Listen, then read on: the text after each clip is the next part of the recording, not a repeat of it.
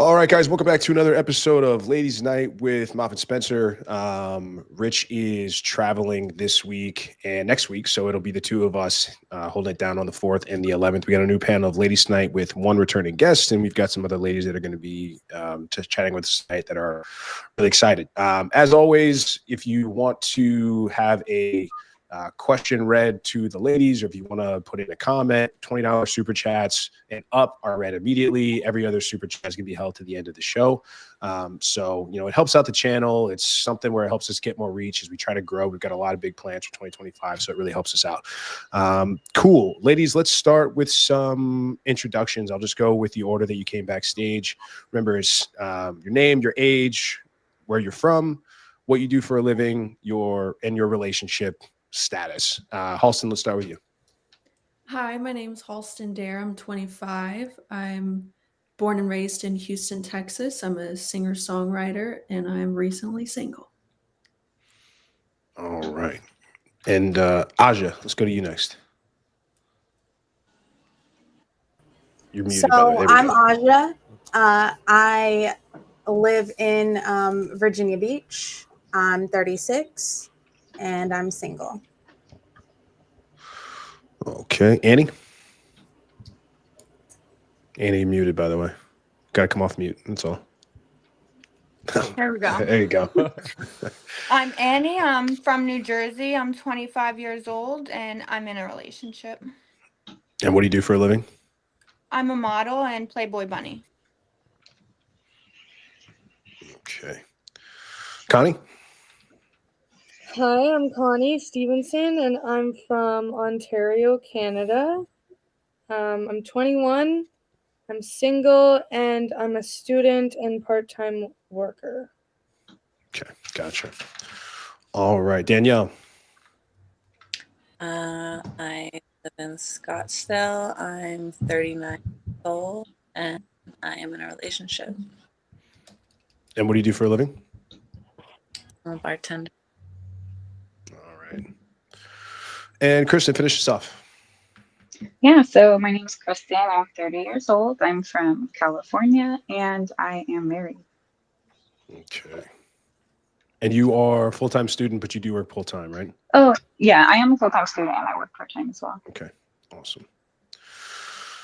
All right, good stuff. So we had some pre-show topics from the ladies. I think Halston gave us one that's a really good conversation to start off. And so, Halston, you've mentioned you're a pretty religious lady. I believe Christianity is your bag, but you said you've been talking to some girlfriends in the church about how hard it is to find guys or finding guys that meet up to certain standards. You want to talk about that a little bit?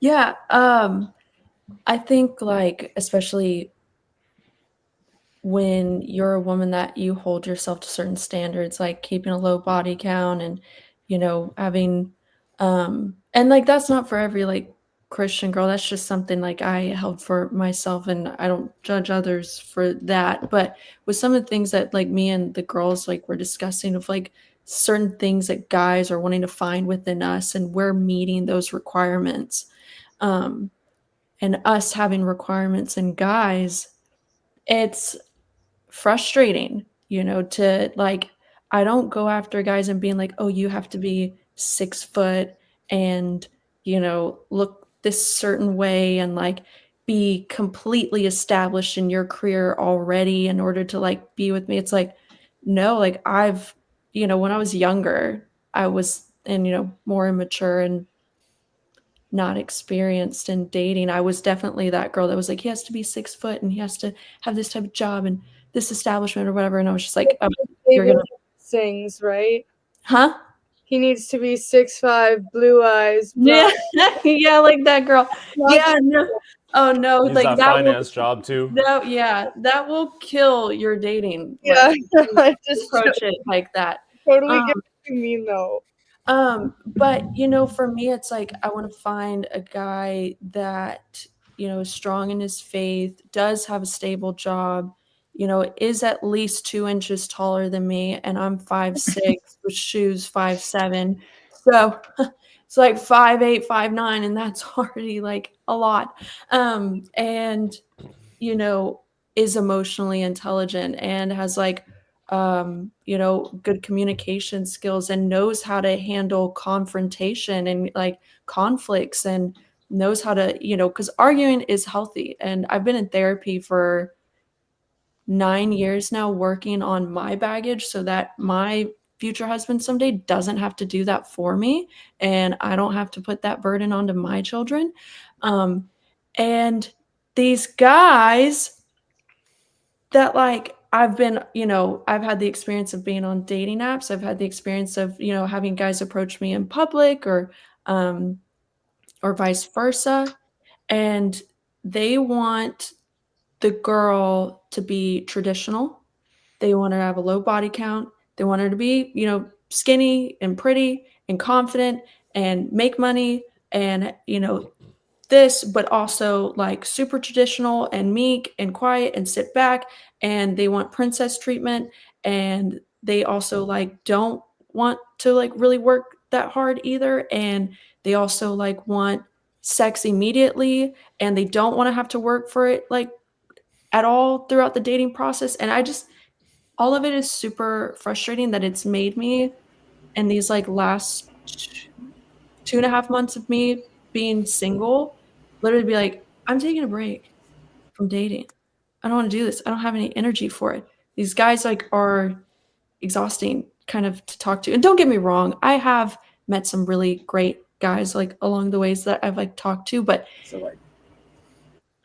it's just not it. And it's like frustrating. So what me and the girls were talking about was that we all are finding this common denominator where guys are wanting the princess treatment while also finding a girl that's completely established and also meeting all of these traditional requirements. And it's like, what do you mean by that though? Like what is guys princess don't know treatment what for they a guy? want.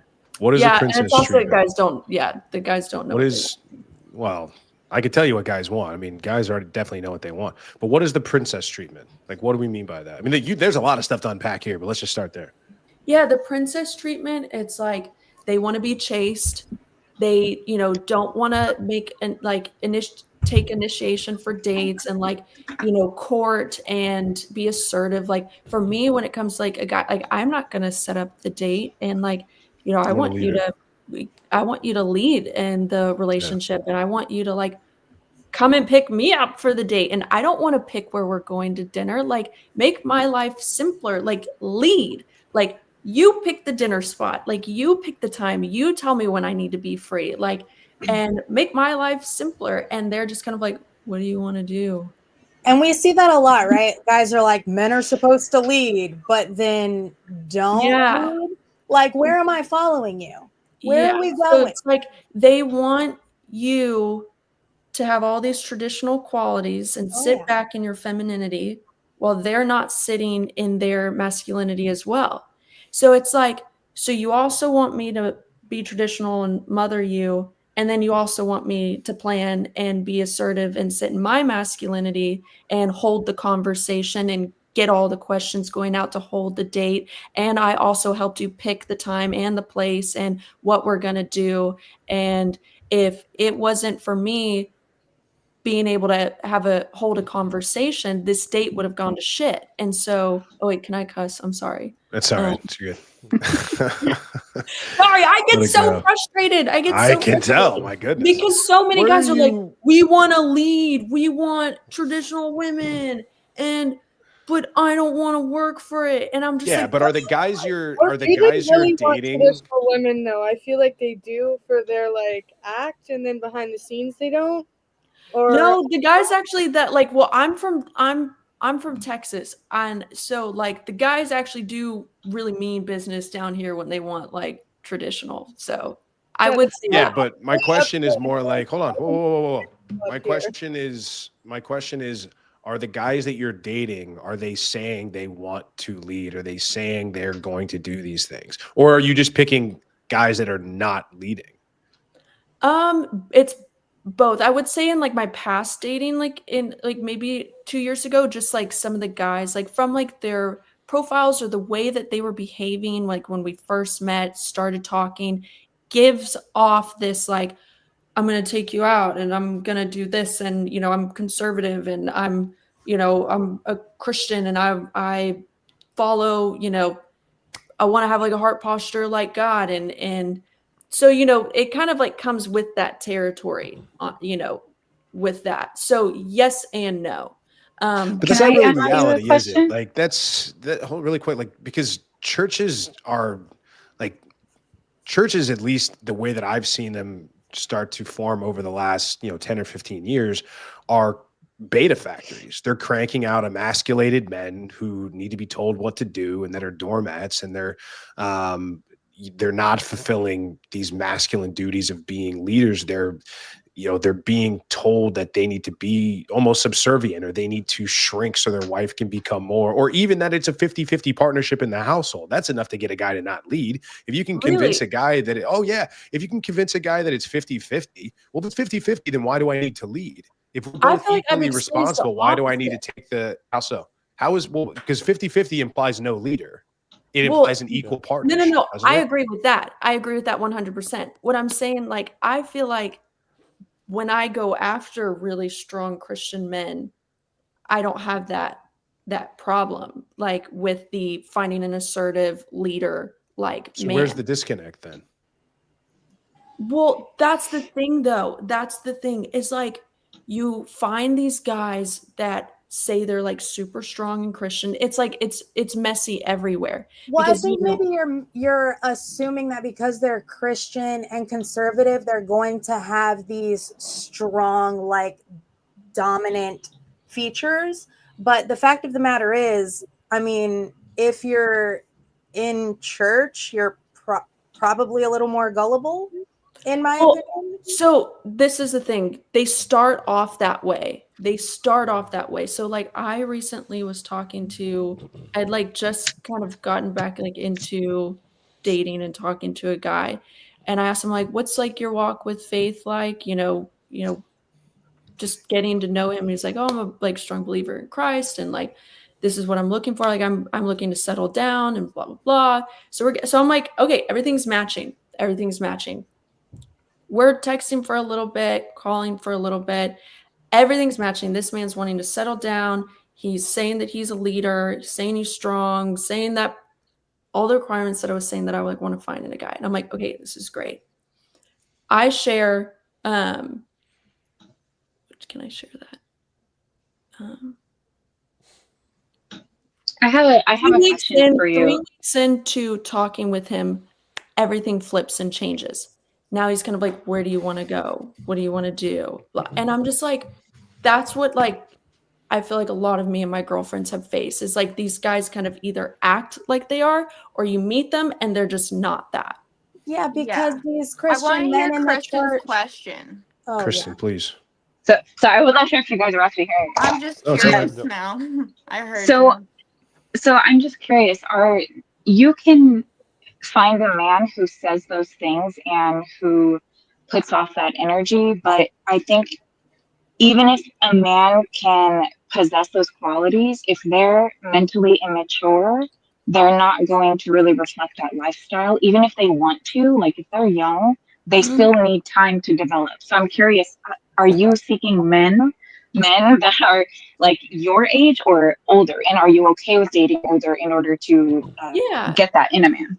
Yeah, no, absolutely. Like I either would date my age and older. Like okay, here was like another one. I was talking to this guy. This was like the first guy that I had ever talked to that was like a little bit older than me. He was about 30. I usually try to keep it around like late 20s.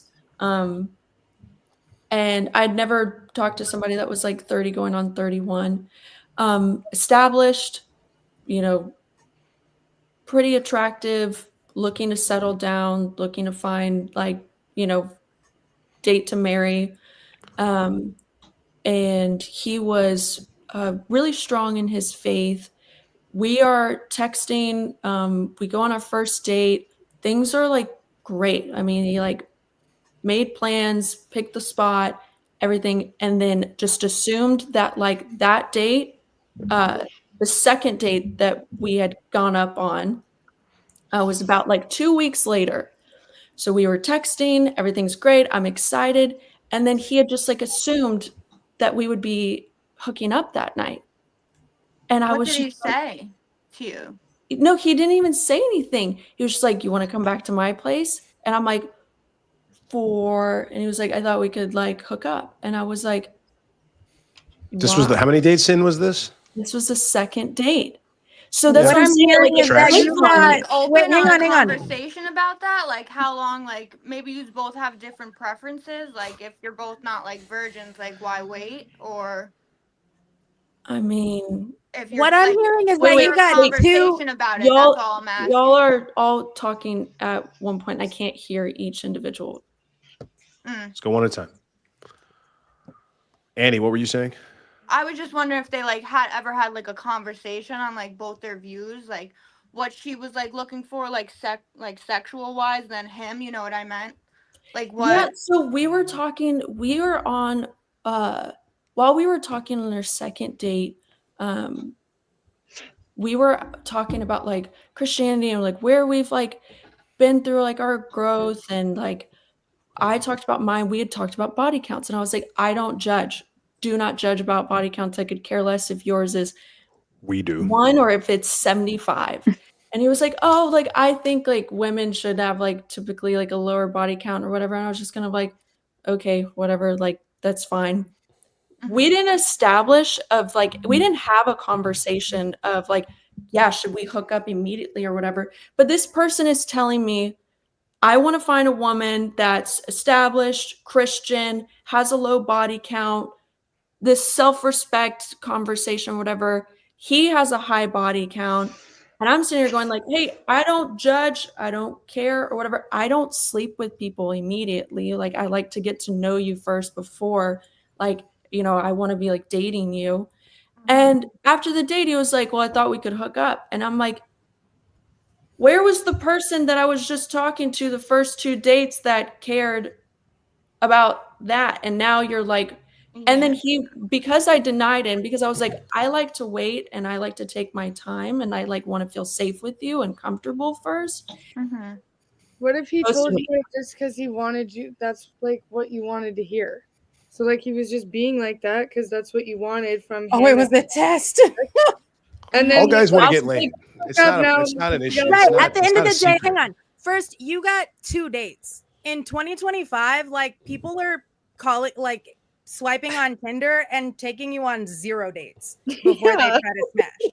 Second, like saying, hey, do you want to come back to my place is the start of that conversation. So like, did you have a conversation? That was the start of the conversation. Do you want to come back to my place? Now he's opened up the door to have a conversation about, your boundaries if you're not ready to have sex yet. Or That's not how you it know, what do you works. think No, about that's that? not how it works. Like you're That's- not like guys aren't gonna open the door and be like, "Do you want to hook up?"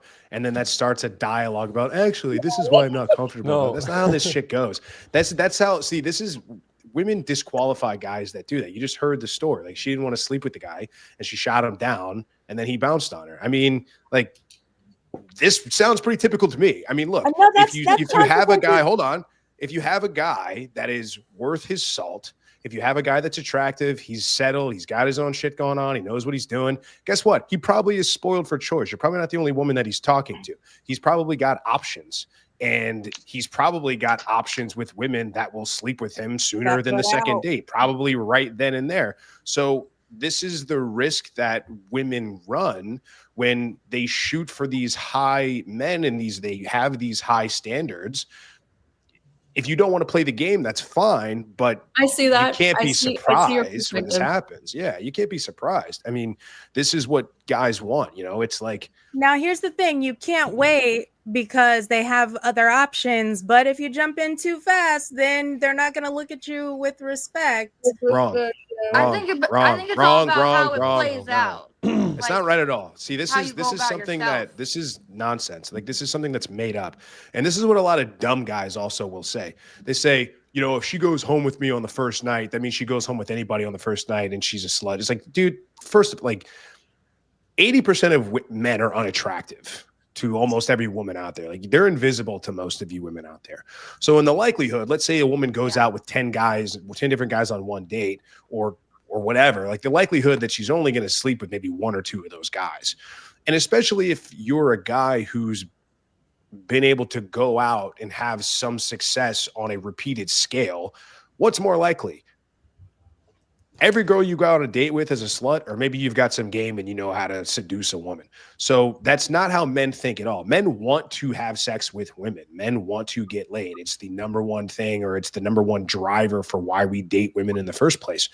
So to sit here and say, like, if you give it to me, if you give it up to it, no guy has ever said, I'm not going to take her seriously because she gave it up too early. If he is, he's a dumbass. But that's, to me, that's cope. To me, that's he'll use that as an excuse. Here's what it really is. This is the cold hard truth.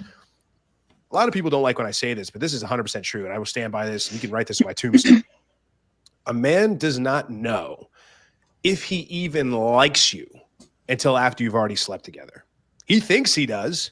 He thinks he does. He thinks he likes you. He thinks you're super interesting. He thinks all your jokes are super funny and you're super smart and you're blah, blah, blah, blah, blah, blah. That is just his like, get laid, have sex. That's what that is. That's that voice. And then as soon as that wears off, he's like, okay, you ever heard of post-nut clarity? You ever heard of the refractory period? That's when a guy sees his clearest. That's why they say, hey man, like before you think about doing something stupid, just go and then take care of it. Guys want to, like most guys either want to be with you in that moment or they want to get away from you. So a guy doesn't even really know if he likes you until after you've done some sort of sexual deed. It's just the reality. Like at that point, because the window of power has shifted. Up until then, you hold the power. You decide if this guy gets laid or not. You have something he wants. Agreed? Once he gets that, you now have something, or he now has something that you want, which is if you like him enough to sleep with him, it means you'll probably want to get into a relationship, or you're willing to at least entertain a relationship with him. And now he gets to decide if he's going to give you what you want. That's how that stuff works. No disagreements? Anything? I always think that a guy's own goal is to get in, and all my friends deny it. They're like, no, he wants to do things right and whatever. I said, no, the human brain of a guy is just to get in. That's it. And you just confirm that, and I'm so happy. Because it's so how would you then, what's the question? Moff, a question for you. How would you then view men who do actually wait until marriage to have sex and to have those relationships with women? I don't think and that also there's... I do understand that all men who wait aren't exactly satisfied after they get married and have that experience with a woman. So I do understand that that's not just like a solve all issue.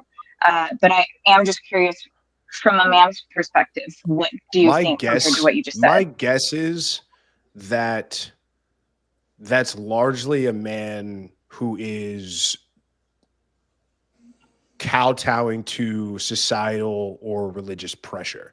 I don't think you'll really find a guy. This isn't. I would run an experiment. I could run an experiment. Saving themselves for marriage. That's what I mean. I think if you would go out with a date on a guy and be like, "Oh, what do you think about saving yourself?" and he'll be like, "Yeah, that's totally cool," and you could be like, "Yeah, I don't really care about that." He'd be like, "Oh, okay, yeah, me neither." Like he's gonna figure out whatever gets him laid. Right now, if there's a guy out there there's really religious men out there, I totally get it. But I think usually the waiting until marriage is a woman's idea, and a guy is just kind of going along with it because he's like holding on to a lottery ticket. He's like, yeah, I want to marry this girl and I get to, oh my gosh, I get to have sex with her. I can't wait. But I think guys that will wait, it's much less of a choice for them.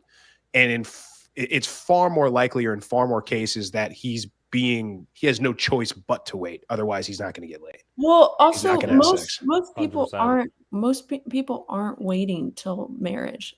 Sure, And I agree. I hope I got that across. I'm not waiting till marriage. Sure. I just, like Paulson, let me ask you a personal question. Have you ever, since you don't have to answer this, you can just say I don't feel comfortable. It's okay. But have you, and if you don't want to answer, that's okay. I'll use a different example. But have you ever had a one-night stand? Have you ever slept with a guy on a first date or after you just met him? You never have. Okay. I understand that. There are many women out there that have had a one-night stand, have gone home with a strange hot guy from the bar, that have had the one date and gone home and slept with the guy. And those are the same women that turn around and make guys wait. So in a guy's mind, he's like, listen, why am I paying for this? Is just an analogy. Why am I paying for something? Why am I paying for dates and dinners and building up all of this comfort and making you feel good about yourself, making you feel nice and safe so you'll give me the poon? When this other guy, all he had to do is pump a couple drinks in you for $12 and then he got to take you home. I'm not talking about you specifically, but I'm talking about there's a lot of women out there that will do that.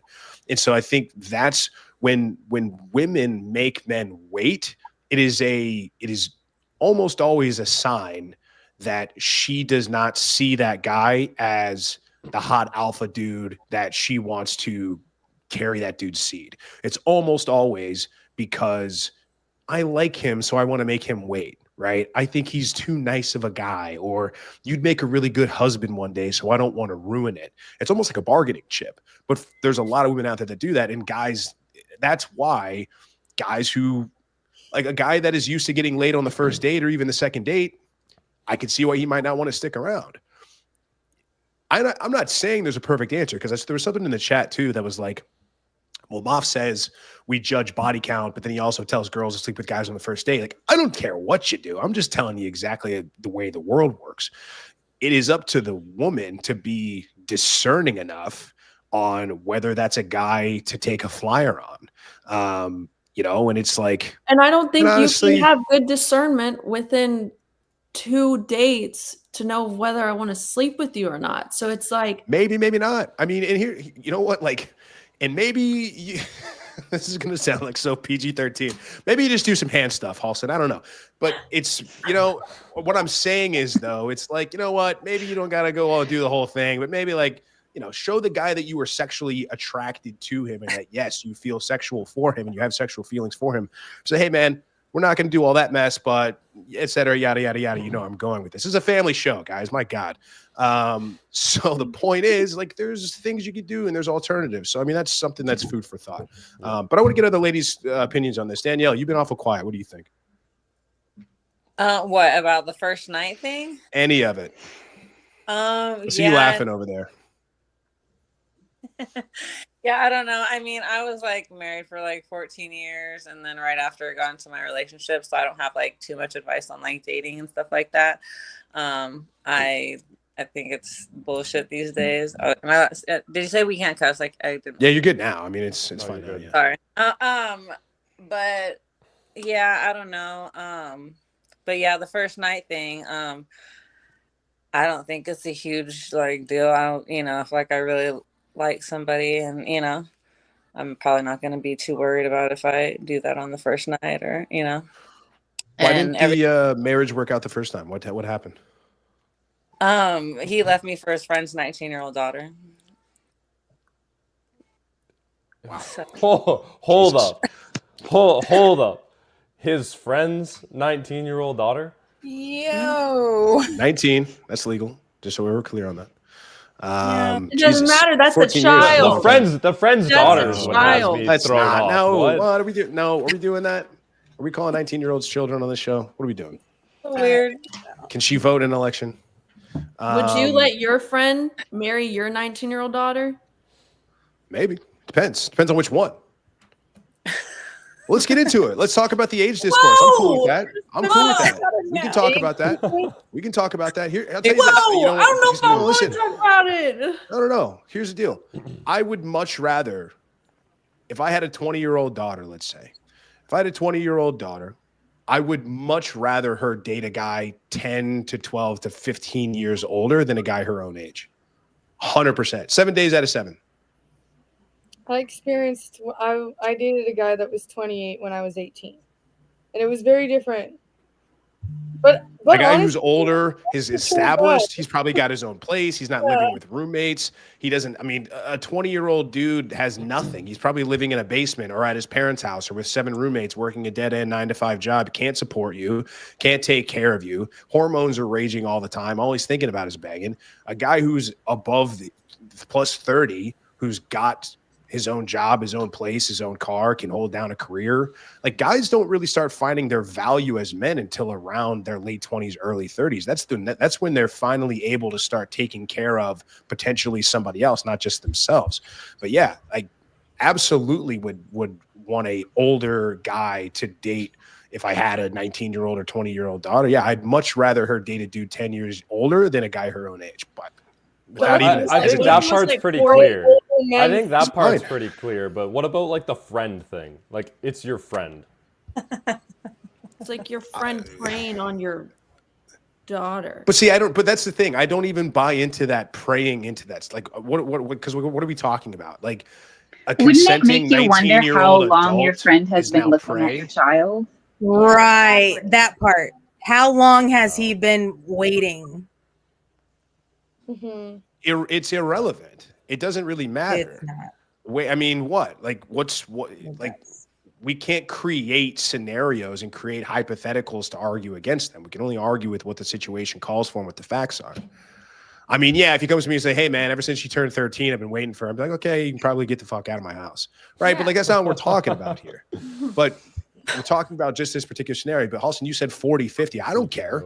Like, I don't think there's any issue with an older man dating a younger woman, but because everybody likes to make fun of Leo and shit like this, but you don't see anybody making fun of Demi Moore when she was married to Ashton Kutcher. When you see these 60-year-old ladies dating men half their age, it's, oh, you go girl, you go golden girl. Like, there's this nonsensical double standard. So I don't think there's anything wrong with it at all. The father of my children is 16 years older than me. And I can tell you with confidence that men of all ages are trash. Why do you say that? Ages. I agree. All ages. I agree too. Like, because you're going to find crappy men in any age group. There's good ones too, though. There are good ones. There are. But, like, just for hyperbole's sake.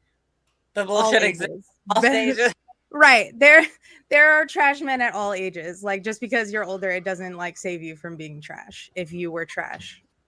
What let's turn this on its head, because we've heard a lot of, men don't want to do this, men don't want to do that, men are trash, men this, men left me for this other reason. But what exactly, why would a man stay with you? Like, what is, well, let's even do this. Like, what do you think, Spence? Should we do red flags, or should we do, I hate the bringing to the table question, but this is something that happens all the time where it's like, because Halston, straight up, like, I got to be honest with you. Like, when you bring up stuff like emotional intelligence and you being in therapy for 9 years, if I'm hearing that as a guy, I'm running for the hills. Because like, I'm not trying to be mean. I'm just being honest with you. It's like, what exactly are you, or what exactly has happened in your past that you've got to do this, or you've got to, and I don't know if you're on any, medication or SSRIs. I don't even want to speculate. You don't have to answer. I don't want you to answer. I'm not. But when I hear things like communication and emotional intelligence, these like therapy coded words and speak, it's like, I don't know. I can see how that might give a guy pause, because men are simple. And it's like, when you mean communication, what exactly do you mean? Do you mean you want him to communicate how you want him to communicate, or like, what exactly does that mean? When you say emotional intelligence, let's start there, because that's always a fun thing. Yeah, what does that mean? It's not in the sense of like, so the reason why I was in therapy was because I have a relation. Take your time. It's okay. If it's not, if you don't talk about it, just come off of it. It's okay. No, you're good.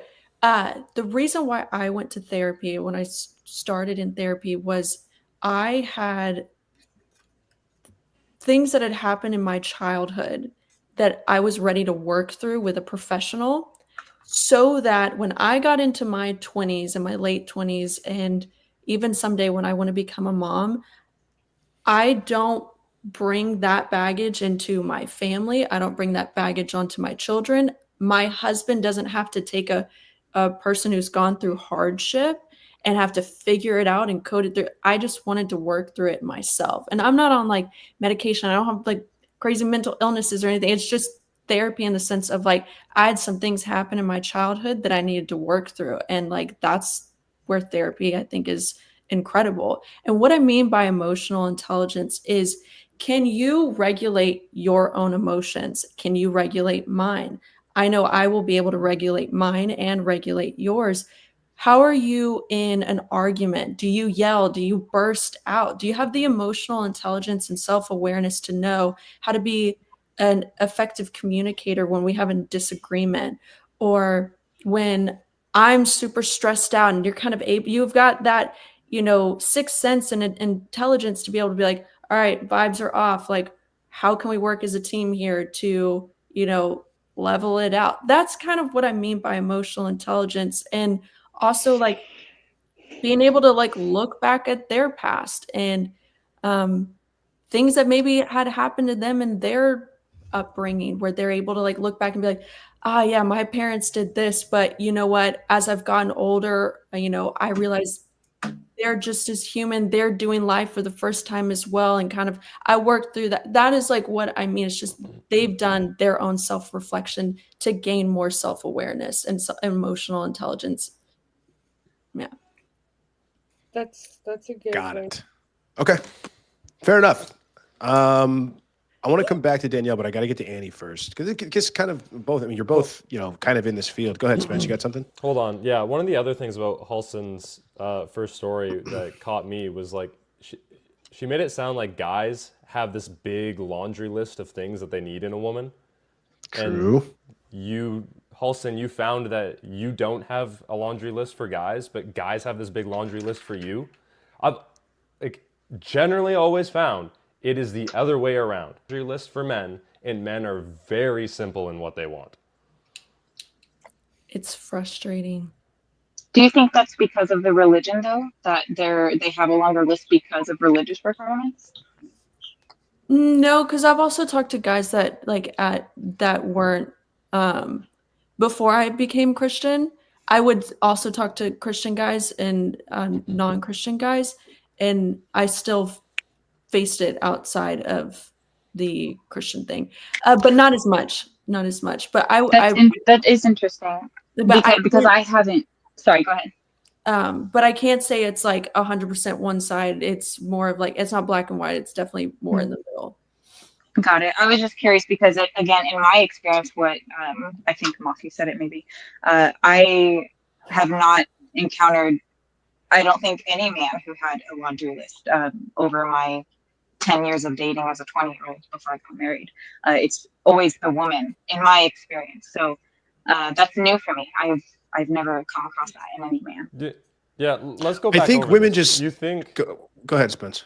Yeah, I was gonna say, let's go back over this. You think guys have a big laundry list of things that they want in women? What is that laundry list?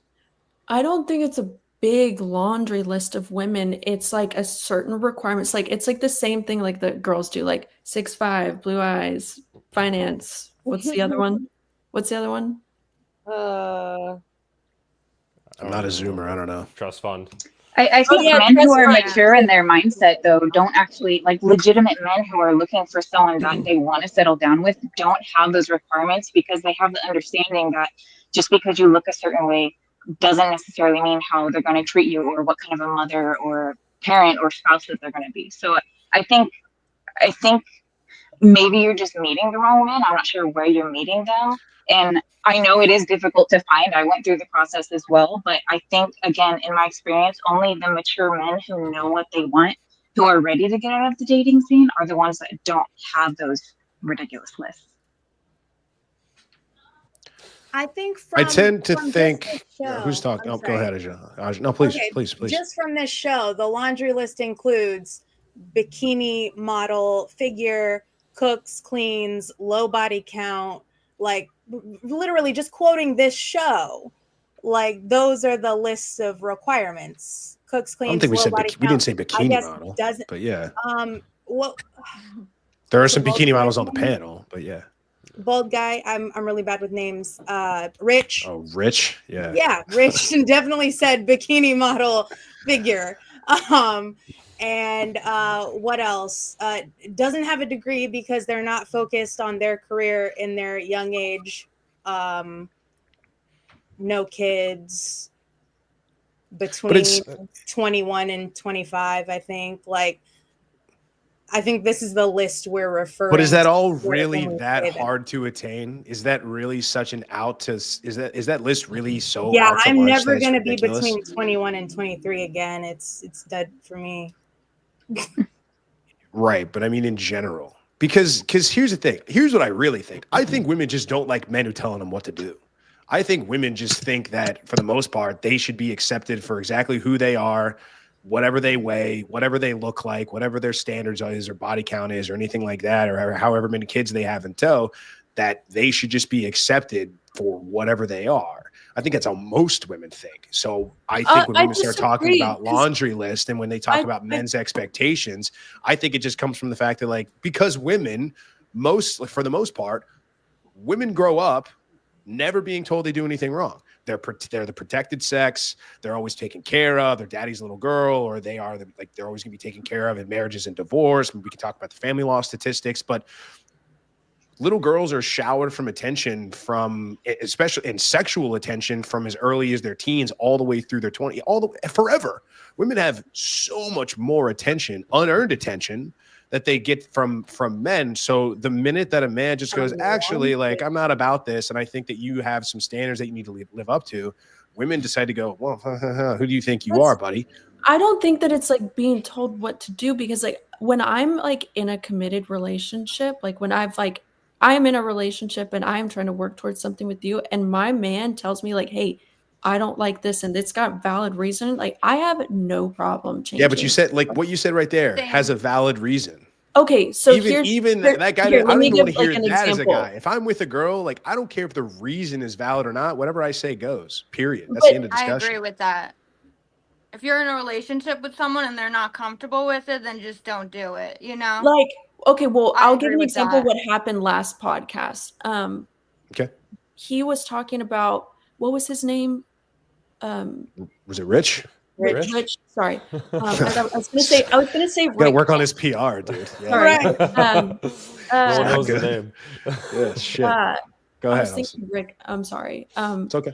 Rich was talking about at one point how he was like, my woman's not gonna go on like any girls trips. Here it comes. Trips. Yeah, any here we girls go. Dude, trips. it always comes back.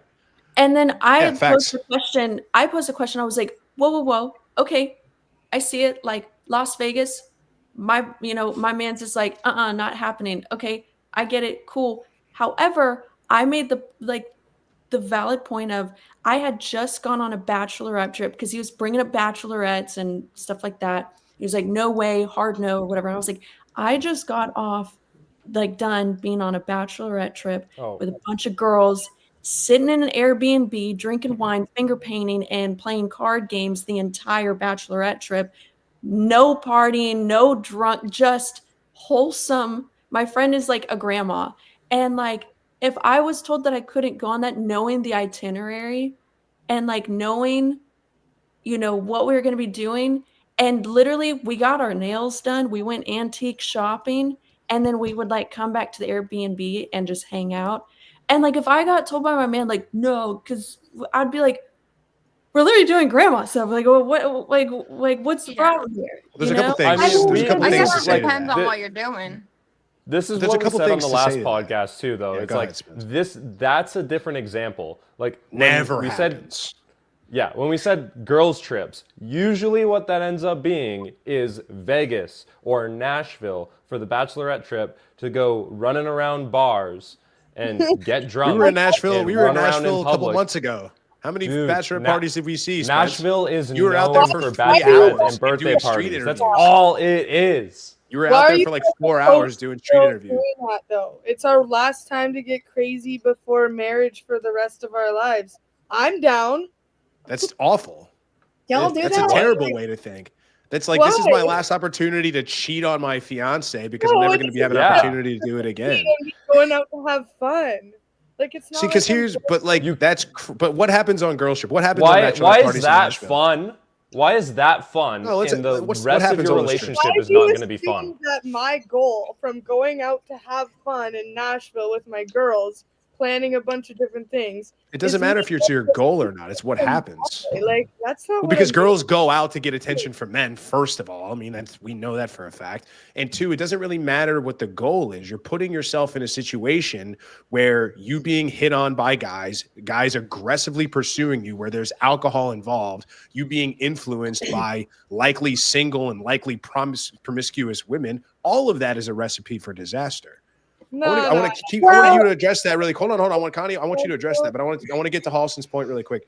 This is kind of rhetorical, but for one, cabin trips finger painting is like the 0.01% of all bachelorette parties. So it's really not even it's not even a point worth bringing up. It's negligible. Two, if it's so fucking boring that you're just going to sit in there and finger paint and go antique shopping, why do you need to travel halfway around the country to do it? Just do it in your fucking backyard. So, but anyway, that's my whole point with that. Cause it's like, oh, we like to go out. We like to dance because we like to have fun. We don't want attention. It's like, you can dance at your house. Well, because there's music. There's music at your house. Well, yeah, the missing ingredient is alcohol and men. That's really what we're talking about here. And vibes. Like, what is vibes? Well, vibes The difference is you that want they're attention not from at a men. table. They're not at a table drinking on free stage liquor, behind Tiesto. Drinking free liquor, getting attention from dudes that are trying to fuck you. That's what the club vibe is. I've been to a club. I know what it's like. You get in for free, you drink for free, you dance for free, and you flex on dudes, and you don't. And maybe you bang them, or maybe you don't. But that's what it is. But you open the door for the opportunity. I definitely want to go to Nashville. That would be so fun to go with the girls and like do like make cowboy hats and go to a bar. Yeah, and, if like, you're single, go nuts. And like fun stuff. Yeah, if you're single, go for it. But I mean, I don't understand why no guy in a relationship is going to be cool with that. He's going to say, "Go have fun." The door, your stuff will be on you'll be on the lawn, and your key will be in the mailbox. It won't work. Cool with that. I have a question for Danielle because correct me if I'm wrong, but you said you're a bartender. Is that correct? Yeah. So is this behavior that you commonly see in that scene? Can you provide leverage on Scottsdale? I bet. Yeah. Which behavior? What people going on girls who. Girls trips, Scottsdale. Yeah, on girls who go out to have fun and actually are just dancing with their girls, having fun, not giving men attention, compared to girls who are going out on these girls trips and actually technically cheating by their behavior. I mean, it probably all depends on the person. Really the group of people, the person, what they're interested in, what they want to do. I don't know. I think men do more of that than I think women do it. Type of things, but then again, I don't know because I'm not their friends or going out with them. Right. When I was bartending, I saw we didn't. We are in that industry, and but she wasn't like out to get no dick or anything like that. Right. I would see women like they would reluctantly accept a drink from a guy if like a guy was persistent, like let me buy you a drink, like reluctantly accept it. But that was it. Then like it's the rest of the night trying to make sure that he doesn't talk to her again. Yeah, and for every creepy guy, there's another guy that she likes and will talk to and dance with. Like, what are we talking about here? Women go out to clubs so they can get drunk and get attention. Of course it is. It's not only that. It's not. I get attention when I go to the gas station. I get attention when I go to the grocery store. But there's no other purpose. I step out of my house. I'm getting attention. But there's no other purpose at a club than to get attention from men and have them buy you drinks. There's a purpose for you going to the gas station. It's to get gas. It's inadvertent attention, not attention that you're seeking out. Women go to clubs so they can get attention from men, so they can dress slutty and they can get free drinks and party. That's really what it is. Sometimes I just like dressing slutty with my friends, having a cute night together, dancing together, taking pictures together. And why can't you do that at home? Men that come up to us, we don't want nothing to do with the men, Why even go out then? Why even go out? So we can dress. Why even go out? We can get drunk and we have our own table. We're all. And why even go out? To go listen. Why even go out there? To be in a club environment, and sometimes it's to have funny. attention from men, to have men, because you get off on men that are staring at you, like, haha, you can't have this. We're hot girls in the club. We don't want you. But you know that you're the center of attention, and you know that every guy in the club is looking at you. You might not see a specific guy. You like the attention. You enjoy of course you do. If you didn't notice the guys, then you'd stay home. No, that's not true. I'm oblivious to all that. We look good. Fuck all these men. This Who is cares about that? crazy. This is good girls night. Annie, I honestly, I vouch for this because I've done that insane. Right? The way I see it, I don't buy that at all. Girls are such bad liars. No, I'm oblivious a lot of the time to when girls are such bad liars. Oh my God. The way I see it, if don't you're believe what going I'm out, hearing. if you're doing this with me, like we're in Vegas together, I'm bringing you out, bringing us backstage, I'm getting us that table, you're with me, that's cool. We're doing this whole thing together. The difference is when you need to get away from me and go get stimulus somewhere else, then you don't want to be in this relationship, is what I'm seeing. You need stimulus outside of this relationship from some other source. So This is a I'm not going to bachelorette. date a girl who's like This that. is like we everyone needs to chill out. We're just going for 2 days and hanging out, and who Right. cares realistically? Like if guys Men are care. that Men much, care. then- Men that you want to take you seriously Then care. date sub sixes. Like Date losers. If you want guys, they're going to Date- tell you to go out, have a good time, enjoy your bachelorette party, go grind on some dude in the club, then date losers. if you Problem want solved. a girl that's gonna What? stay home,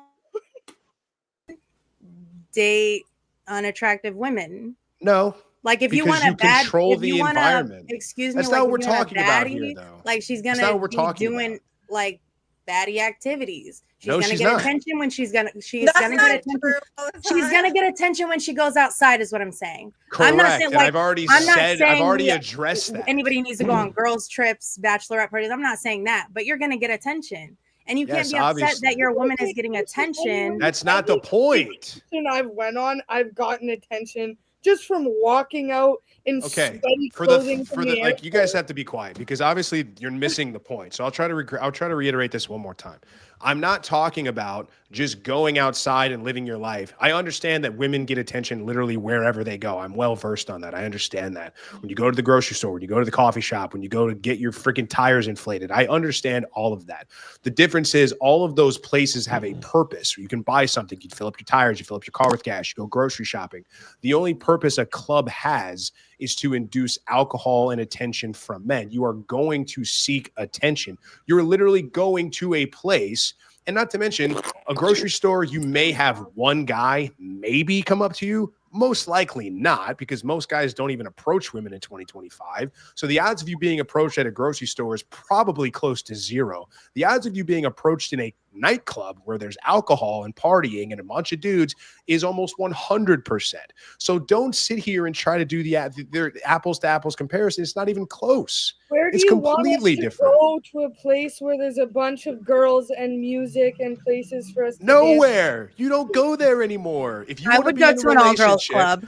if you want to be in a I'll go to an nobody, I would go girls to an won't even all-girls go to- club. No, girls won't even go to an all-girls club. You know why I know that? Because girls won't even go to an all-girls gym. You ever wonder how Curves did zero and went bankrupt? Because it's an all-women's gym and nobody fucking went. So checkmate there. The point that I'm trying to make is that we don't need women. Guys that are worth their salt, that have options with women, are not going to allow their women to parade around like bimbos and go to clubs and get attention from men. If you want to do that, you can be single. It's totally fine.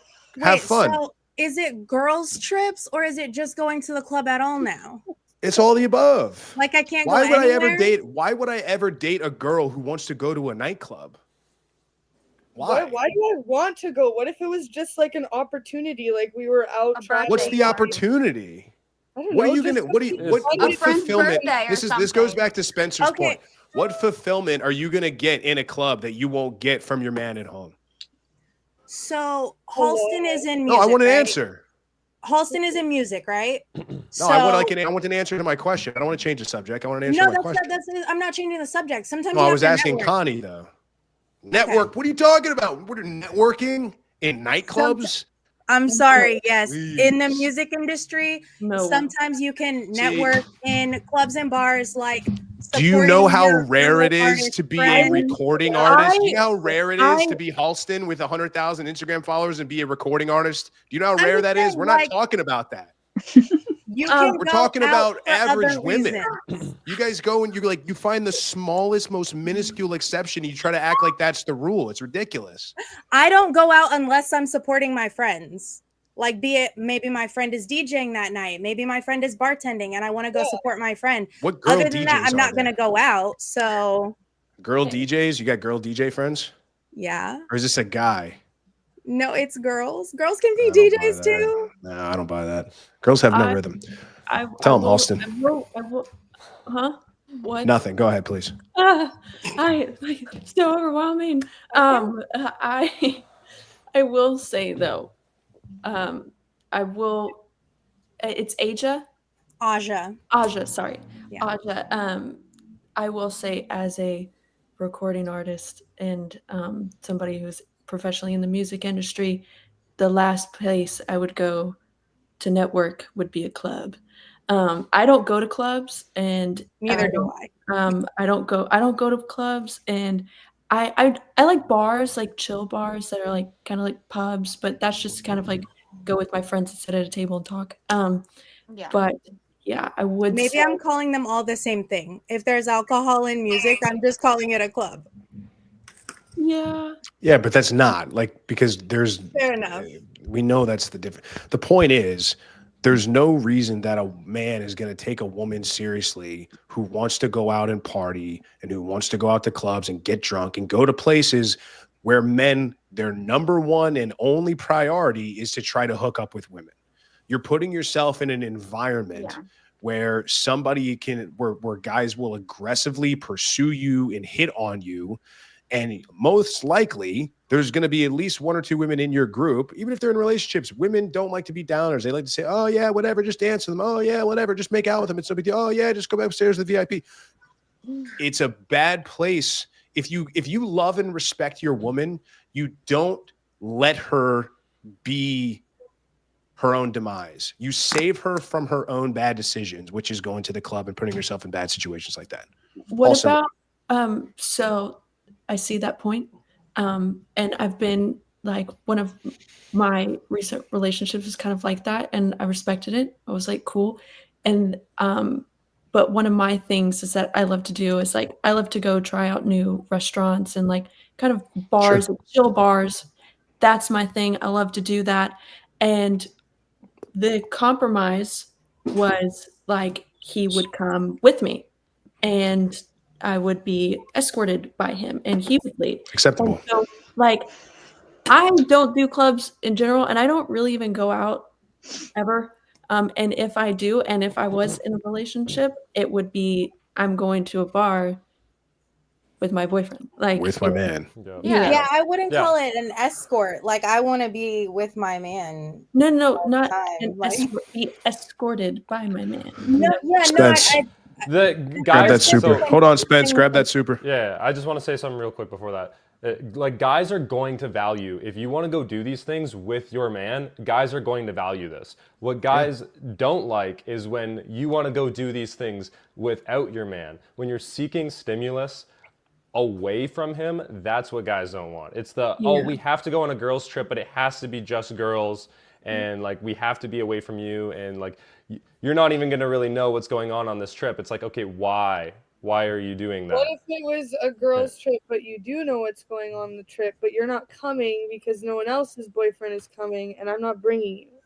I can't know what's going on the No, trip. you if can I'm know. not I'll there. tell you what's But going on. the difference is, like, there are also many women out there who will be like, I want to go do these things, but I want to do it with you. And even Yeah. when we're backstage behind Tiesto or some big DJ, she's still looking at me rather than running off to go get a champagne bottle and then like No, following that's- this promoter to go somewhere else. Versus, like, that's the type of behavior that happens on like a solo girls trip.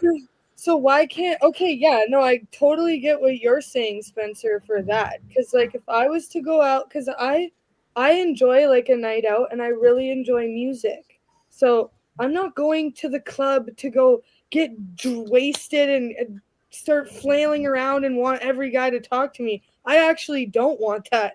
I want to So go why go to a place where they're going to approach you? This is ridiculous. For Like, I the don't want men to music. talk to me. I don't And want I men don't to wanna talk go to me. for I don't the want men to talk to me music. or hit on I- me. You can. What music do they have at the club that you can't play on fucking Spotify? I But got to it's get this not super the chat. Everybody same shut up. ambiance. It's not the same. Been married 20 years experience. so far. If my wife wanted a girls' night for or mani-pedi, movie dinner, etc., I'm fine. Bars and clubs, she would be on the street and papers the next day. It's not about trust, but respect for the relationship. Well said. Yeah, I mean, because this is what I'd we're like to doing. comment We can on pick this that. apart. Well, hold on. I just want to make this statement because if you say it's about music, you can play music at your house. If you say it's about the ambiance and the vibe, you can turn your lights off and you can get some strobe lights and you can play a big stereo and have a system do that. Right. Guess what the missing, you can actually even have alcohol. What the missing ingredient is of this experiment, of this concoction, of this cocktail is the attention of strange men. That's all it really is. I love house parties. Toenails at home because I have nail polish. It's not the same at all. What a ridiculous comparison. That's a terrible analogy. Go to the nail salon and have a nice, like, relaxing place where, like, I because can you don't have drunk men hitting all over you and falling all over you at the fucking nail salon. That's why. Do I even have to say this? For 2 hours, and they better get the fuck off of me because I'm enjoying the music. All right, I gotta move on. Say, like, This is I will agree in the sense of, like, I want to say, whoa. I would really like to. Hold on. Let's get to Chris and then Annie, then Halston. Before we move on, I would really like to comment on this topic because. Please do. Sorry, girls, bring but us back to earth. I really disagree with everyone on this topic. I'm with the men on this side because I'm the only girl in a family of men. I was raised around men. I know how they talk. I know how they think. They were not quiet about it around me. So I know how men work. I think that us as women, we have an understanding. Even if we're not interested in the attention, we know that it's going to happen. And I think men know that we know it's going to happen. And that's why they get frustrated. Like, why are you going to these places? Why do you need to go without me? So I do agree with the men on this one. I think when you are in a relationship where your goal is to get married or to have a serious long-term life together, I think it is disrespectful to want to dress in a provocative way. I think some of those provocative ways are very cute, but I don't necessarily think that they need to be in public. Again, that's something that you can do at home. So I do agree with the men on this one. You're dressing in a certain way that you know is going to get attention, even if that's not your goal. We know how men work. They're going to give us the attention. We're going to a location. We're going to get even extra attention because there's alcohol involved. I just think it's not necessary. When you're in a committed relationship, going to clubs, yes, bars are different. You can sit there, have a couple beers and just talk and go home. But a club is mass amount of people sandwiched together, dancing, rubbing on each other, drinking. You get loose, you get careless, you're having fun. So I definitely agree with the men on this one. And I don't think that it's coming from a men's place of insecurity. I think for number one, it's coming from a place of safety for the woman that they care about, but also they understand how other men work. So why would they want their woman to put themselves in that situation? So again, I completely agree with the men on this one. Good point. Extremely based. Annie, what did you want to say? I was just like saying, like, I personally never want to go to clubs, but like I have friends or like group of friends that they'll celebrate something and it will turn into a girls' night something. So like to maintain those friendships, I feel like I do have to go out with them. Like I'm not going to lose friends because I'm not going to go out one night a year for their birthday, like at a club. But what message does that send? What message does that send the guy you have chosen to be with over all guys, the guy you're in a relationship with, that you would rather hang out, that you would rather, you're not being loyal to him. You'd rather go hang out with your girlfriend, but you'd rather go hang out with your girlfriends than stay back and hang out with you. You're picking your friends over your man. How is that a good choice? How is that going to work out for you? Because what if he ends up leaving me, cheating on me, and then I go to run to my friends, and then I don't have any left because I wouldn't go to their birthday parties once a year. So it's like I just try to. So you're operating out of a place of fear. So you're only so you're operating out of a place of fear. I just like to maintain like the connection and the loyalty with the people in my life. How at the end of the day, I'm the type of person that likes to bring my boyfriend everywhere. I'm allowed to dress however I want in front of him. I can dance at a club and go with him. How is leaving your boyfriend at home? But how is leaving your boyfriend at home and going out to a club to celebrate a birthday party? How is that fostering and strengthening a relationship with your boyfriend? It's doing the opposite. You just have to build trust. There's no relationship. Yeah, but why would he trust you though? Why would you like? You're talking about loyalty. I'll send videos. I'll send texts, Annie, and it also depends on the situation. Annie, we're not going to be on a dance floor. You need to be at a table, secluded area. I agree with that. Annie, you're talking about loyalty on one side, and then you're talking about ditching your boyfriend at home to go hang out with your girlfriends. Wait, you're like, well, so he might leave me. It's like, well, what incentive? Why would he stay with you? Why would he stay with you if that's the choice you're gonna make? Like, you're talking about. Let me get like this. This is one you want from a guy. You want a guy. Hold on. You want a guy. because it's different. You want a guy that can protect. You want a guy that can provide. You want a guy that makes money. You want a guy that's tall enough. You want a guy. I know the kind of girl you are. You're a very attractive woman. Like, I know you're a model and everything like that. You don't settle for regular ass dudes. I already know the story when it comes to you. I get that. And there's nothing wrong with that. And I'm not even saying that like it's a bad thing, but I'm saying it like it's the reality. The pool of men that you find attractive and that you will actually be in a relationship with, very small. So to sit here and say, it's actually it is huge. completely. I go after personality. I don't really care what you have, what you do. Bullshit. Because if you, God. how about a homeless man comes up to you and says, "I've got a really good personality. You want to date me?" No, because you have. How bad about if a guy hygiene works and in you're McDonald's? homeless, you have bad habits. What if he smells really good, but he's homeless? What if he smells really good, but he's homeless? And you have a good personality and you can love me correctly, I would be with you. 100%. Why aren't you with a McDonald's guy then? Why aren't you? They're not good enough. I don't know. They don't act enough. You just said they're not. So, but I'm just saying. Am I in a bizarro world? You just said you would date a McDonald's worker. What they have ever. I'm not going to date someone for what they have. I'm in bizarro world right now. I'm in bizarro world because on one hand you just said you date somebody homeless or somebody from McDonald's, and then I asked you why you're not. You said because they're not good enough. The drive-through and be like, you want to date me? No. Of course you could. You're a woman. In a relationship. I need to know the kind of person you are. I need to know if you're considerate. Like. Those are big factors. I'm trying to make. Oh my God! I need a wall so I can bash my fucking head against it. I don't think she's like necessarily lying though. Like one of the things she's saying is. I'm not saying she's lying. It's no, she's not lying. But she's saying like it's who you are, and the McDonald's guy isn't the guy. Like he doesn't have drive. This guy doesn't have any of the qualities that it doesn't she's matter looking if they're for from McDonald's. You know, it really doesn't. Of course it does. It matters because it does. Because the kind of guy who's only going to be working at McDonald's is not the guy you're going to be interested in. Not just because he works at McDonald's, because a guy working at McDonald's who say he's your age, which is what, mid-20s, or maybe he's older, you're not going to date a 16-year-old, so that's the only person that should be having a job at McDonald's in the first place. Okay, if you got a guy your age and and you're dating a guy that works at McDonald's, he's at McDonald's probably because he has no marketable skills. He doesn't know how to do anything. He's been babied probably his whole life. He's not assertive. He doesn't know how to get a job. He doesn't know how to start a business. He doesn't exhibit any of the traits that would make him attractive to you. Yeah. It's not the simple fact that it's success or lack of success leaves clues. And the point that I'm trying to make, and I don't think this is. I think I'm going crazy because I really can't believe we're even arguing about this. The idea that on one hand you say, I'm a loyal person and I'm about loyalty. Why can't we flip that on its head? You're like, oh, well, it's about trust. It's like, well, why can't your friends trust that you're still going to be their friend when you'd rather hang out with your boyfriend than them? Why are you? There's no man on this planet. I'm telling you, there's no man who has options with women. There's no man who's got options with women who has spoiled for choice that can get a woman that's a Playboy centerfold or Playboy model that is going to stand to be left for some other friends. That dude's just not going to put up with it. And if he does, he's a pussy. He's a bitch. Hang on, we keep going like more minuscule and more minuscule. First is girls trips. Then it's clubs and bars, and now I can't hang out with my friends instead of hanging out with my boyfriend. We were still talking about choose to hang out with that's not what I said. That's not what I said. That's not what I said. We were talking about it. Not you, Alston. We were still talking about like the guy. We're still talking about the club environment. You want to go have a picnic in the park? Go nuts. You want to go out to dinner? Have a great time. You want to go out to a club? Your stuff is going to be packed on the sidewalk when you get back. It's really simple. It's really easy. Okay. Women putting themselves in these situations, it makes no sense. Your friends over the guy, and I'm like, wait a minute. Now we can't have friends outside of the relationship. Why would any man ever want to be with a woman who chooses girlfriends over him?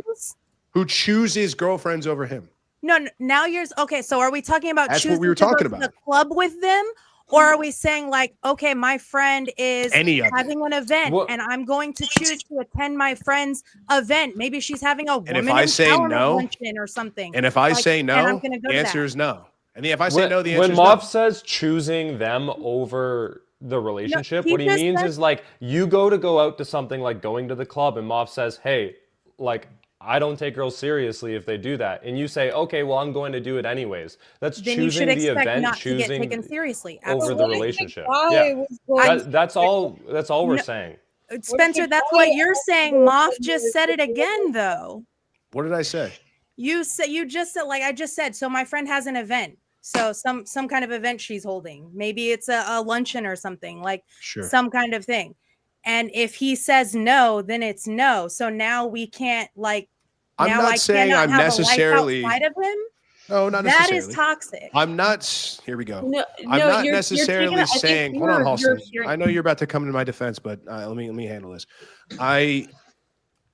What I'm saying is, she may or may not go depending on my choice. If I determine that, yes, that sounds like a fine event. You want to go to a women's empowerment? I don't know why you want to go to women's empowerment. I mean, what? They're going to brainwash you and tell you that you're better than men and you're fight the power, like feminazi shit. But let's just say that's the fact. Let's just say what it is. From the club, I know.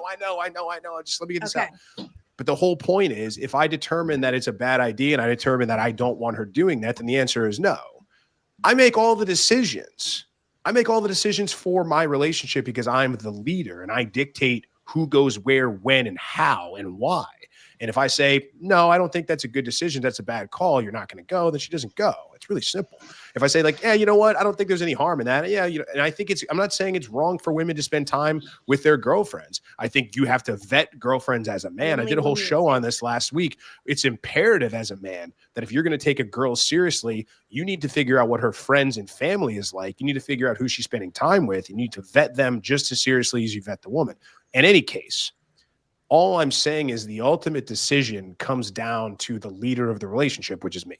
And if I determine that it's a bad idea or that it's a dangerous place to be, or it's a place that is not going to be conducive to the success of our relationship, then the answer is going to be no. That's as simple as I can put it. Okay.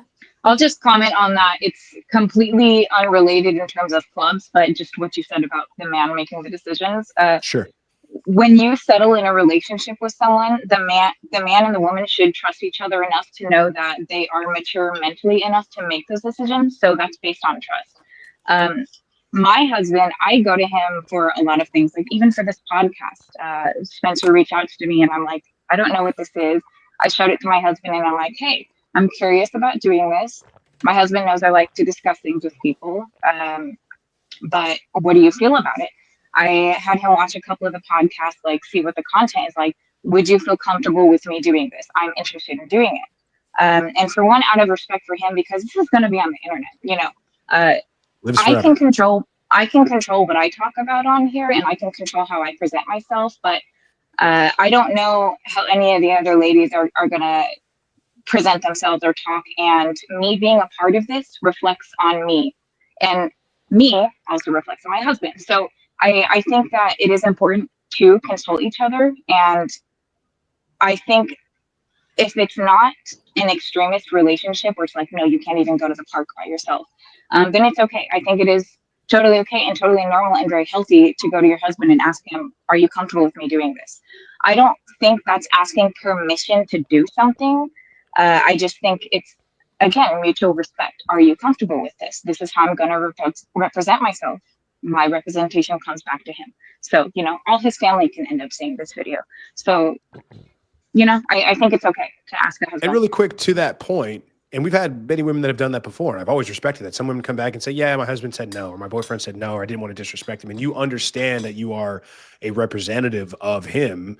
And you brought that, it's like, hey, because again, a woman who's in love with a guy does not want to embarrass him, doesn't want to make him look bad, Right. Doesn't want to risk anything like that. And I will say this to Halston's point that we talked about at the very beginning of the show, the reason that I can carry myself in a relationship the way that I do, the reason that I have that authority is not because I'm just a dude with a dick.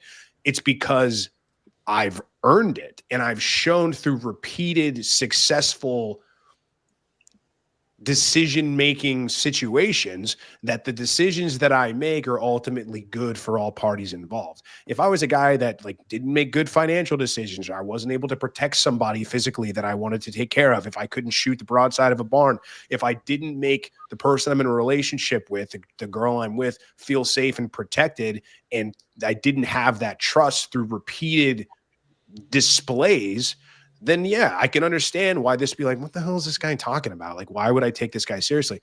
And I think that is a large problem with what we have in men today. Like, this is not a woman bashing show. I think we're just talking about the reality of things, the way that they work. But yeah, I do think now, I think that the result of guys taking a back seat, not wanting to be the leader, deferring to you, Halston, and where you want to do. I don't know. What do you want to eat? I don't know. We can go wherever you want. I don't think that is a result of men growing up in a world where masculinity is toxic, where women are better than men, but also victims of men at the exact same time, where you are not supposed to take the lead because you've had your turn, especially if you're a straight white man, you're basically the devil. And so guys have bought into that and said, okay, cool, no problem. Let's let the woman decide. You wonder why Bumble's stock price is in the toilet? Because women hate making the first fucking move on that dating app. So this whole thing that men have been sold and women have been sold is the complete opposite to how we should be doing things. Women, you're better than men. Go make the money, go get the degrees, and then, that's going to make you attractive, and you're better than that, girl. Like, don't depend on a man ever. Men, you're scum. Women are better than you, but also you're an oppressor, which are two conflicting ideologies, and they don't even reconcile with one another. And so I'm not really interested in the regression because we could talk about that forever, but I think that's a result of where we are. I think that's a result of tens or decades or multiple years, 100 years of this men just giving away their power and responsibility. And now women are like, what the hell? Why aren't you making dates, or why aren't you making the effort? It's like, because since I was 12 years old, I've been told that I'm the devil and I shouldn't do anything like that. Oh my God. Are we okay? You disagree? Yeah, like we're colonizing victimology now. Like, what the hell does that mean? I'm just, never mind. It doesn't colonizing victimology. What do you mean? Like, elaborate. You're playing victim now. Like, no, men have been told this, and men have been, and now we're like, come on. No. It's not playing victim. It's just an explanation for the world that we live in. And the reason why I think so many men are refusing to take the lead is because it's been drilled into their brains from the time they were able to even think or learn that they need to take a back seat because it's women's time now. They are just doing what they're not being a victim. Hold on. They're just doing what they've been told. Like that's all that it is. What was the sorry? What was the question or the cut in? Annie, was that you, Connie? I don't know who was talking. Or Annie? I think we both might have just commented. Okay. I just Annie, said it sounded first. like it's feminine behavior from men. Like, I want a man to Sure. be a man. Yeah. But that's what's been pushed onto men for the last 50 years. Is that men, you've had your time. You need to give us the board seats. Your time is over. You've run our country to the ground, and it's time for the future is female and all this bullshit. That's what's been drilled into men's heads, and women wonder why men don't want to take the lead is because they've been castrated to not be men. And it's not playing the victim. It's just that's the way that it is. You're when you impress upon a child that they are inherently evil by just being born somewhere and by the color of their skin, the shoe's on both foots. Like, it's the other side of that coin. Yeah. So I think this that's is the result reality of why most men aren't good leaders, why most men aren't attractive to women. Like, this is the reality of why that exists. Now, do I think that's the way it should be? No, I think these men should take this into their own responsibility, take their life into their own hands, step up and build themselves into a man, become a leader. Like, I'm not saying this is the way that most men should be. This is the way that most men are, unfortunately. And the problem is voices like ours and channels like these where all we do is tell men to be better men, and all we do is say, get in the gym, get your money up, learn how to date women, take the lead. Guys like us are getting shadow banned. We're not being taught in schools. Evo Psych is being demonized. Like, people aren't looking at the biological impulses of humans and the way that we interact. Everybody thinks everything is a fucking spectrum, and that's just, society is a social construct, or that everything is just how you determine it to be. It's nonsense. You also get canceled. You'll get canceled for it if you speak Sure. about talking about. I've been fired. values. I got fired for a job for so tweets. Weird. I got fired for a job over tweets. I think it's really sad. I think it's really sad because it is what it is. Yeah. I mean, that's Anyway, consequences, right? continue. You make your bed, you sleep in it. Sure. Yeah. And I mean, but there comes a point if you say some shit that people don't like and people stop watching your content. That's just consequences of your actions. Nobody's stopping you. Sure, they No, have the right to not watch. It's also political. I Yeah, would say everyone political. has their But own to sit here opinion. and sit here and try to sit here and go after someone's quality of life, or to go after their income, or to go after their family, or dox them just because they say something on the internet that you don't like and disagree with. Yeah, I have a problem with that. Going after somebody like that is crazy. But just like, oh, I don't like this content, I'm no longer going to consume their content. But that's not how. Like, but that's and not if the it's reality, a lot right? of people who take do that too it, now far. you think you're canceled because nobody's watching your bullshit.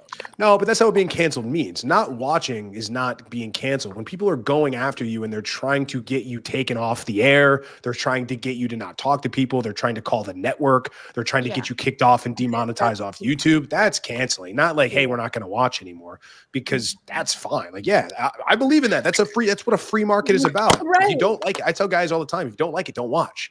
People are like, why do you guys do ladies' night? We don't like hearing from women. I'm like, don't watch, buddy. We got 3 other podcasts every fucking week. Just don't watch it. But they come back every week and they do, because they can't help it. It's because I'm so damn handsome. Okay. Jesus.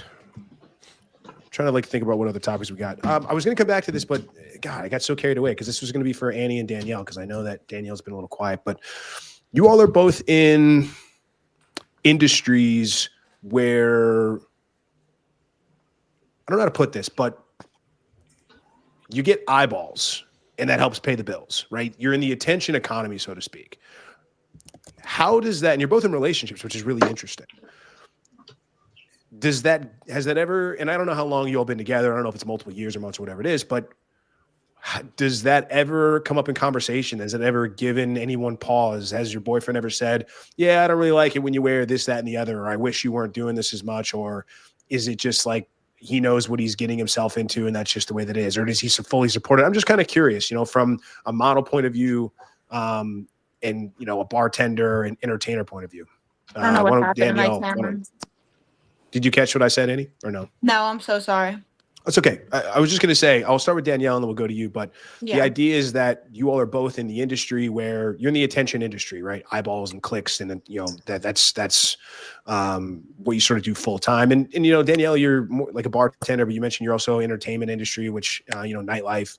So, but you also mentioned you're in monogamous relationships. I'm kind of wondering how what you do for a living, how that comes into play with your relationship. Does it ever have any conflict? Is it fully supported? Is it like he begrudgingly accepts it? I'm just kind of curious at how that comes up. Yeah, no, he's fully supportive. Is he in nightlife too? Or is he just, what does he do for a living? Yeah, he's in the tech space, but Okay. he also has a new nightclub that he has open and all that, speakeasy type of thing. Okay. But yeah, no, he's got a history of, dealing with the industry and stuff like that. So I think it's accepted and things like that.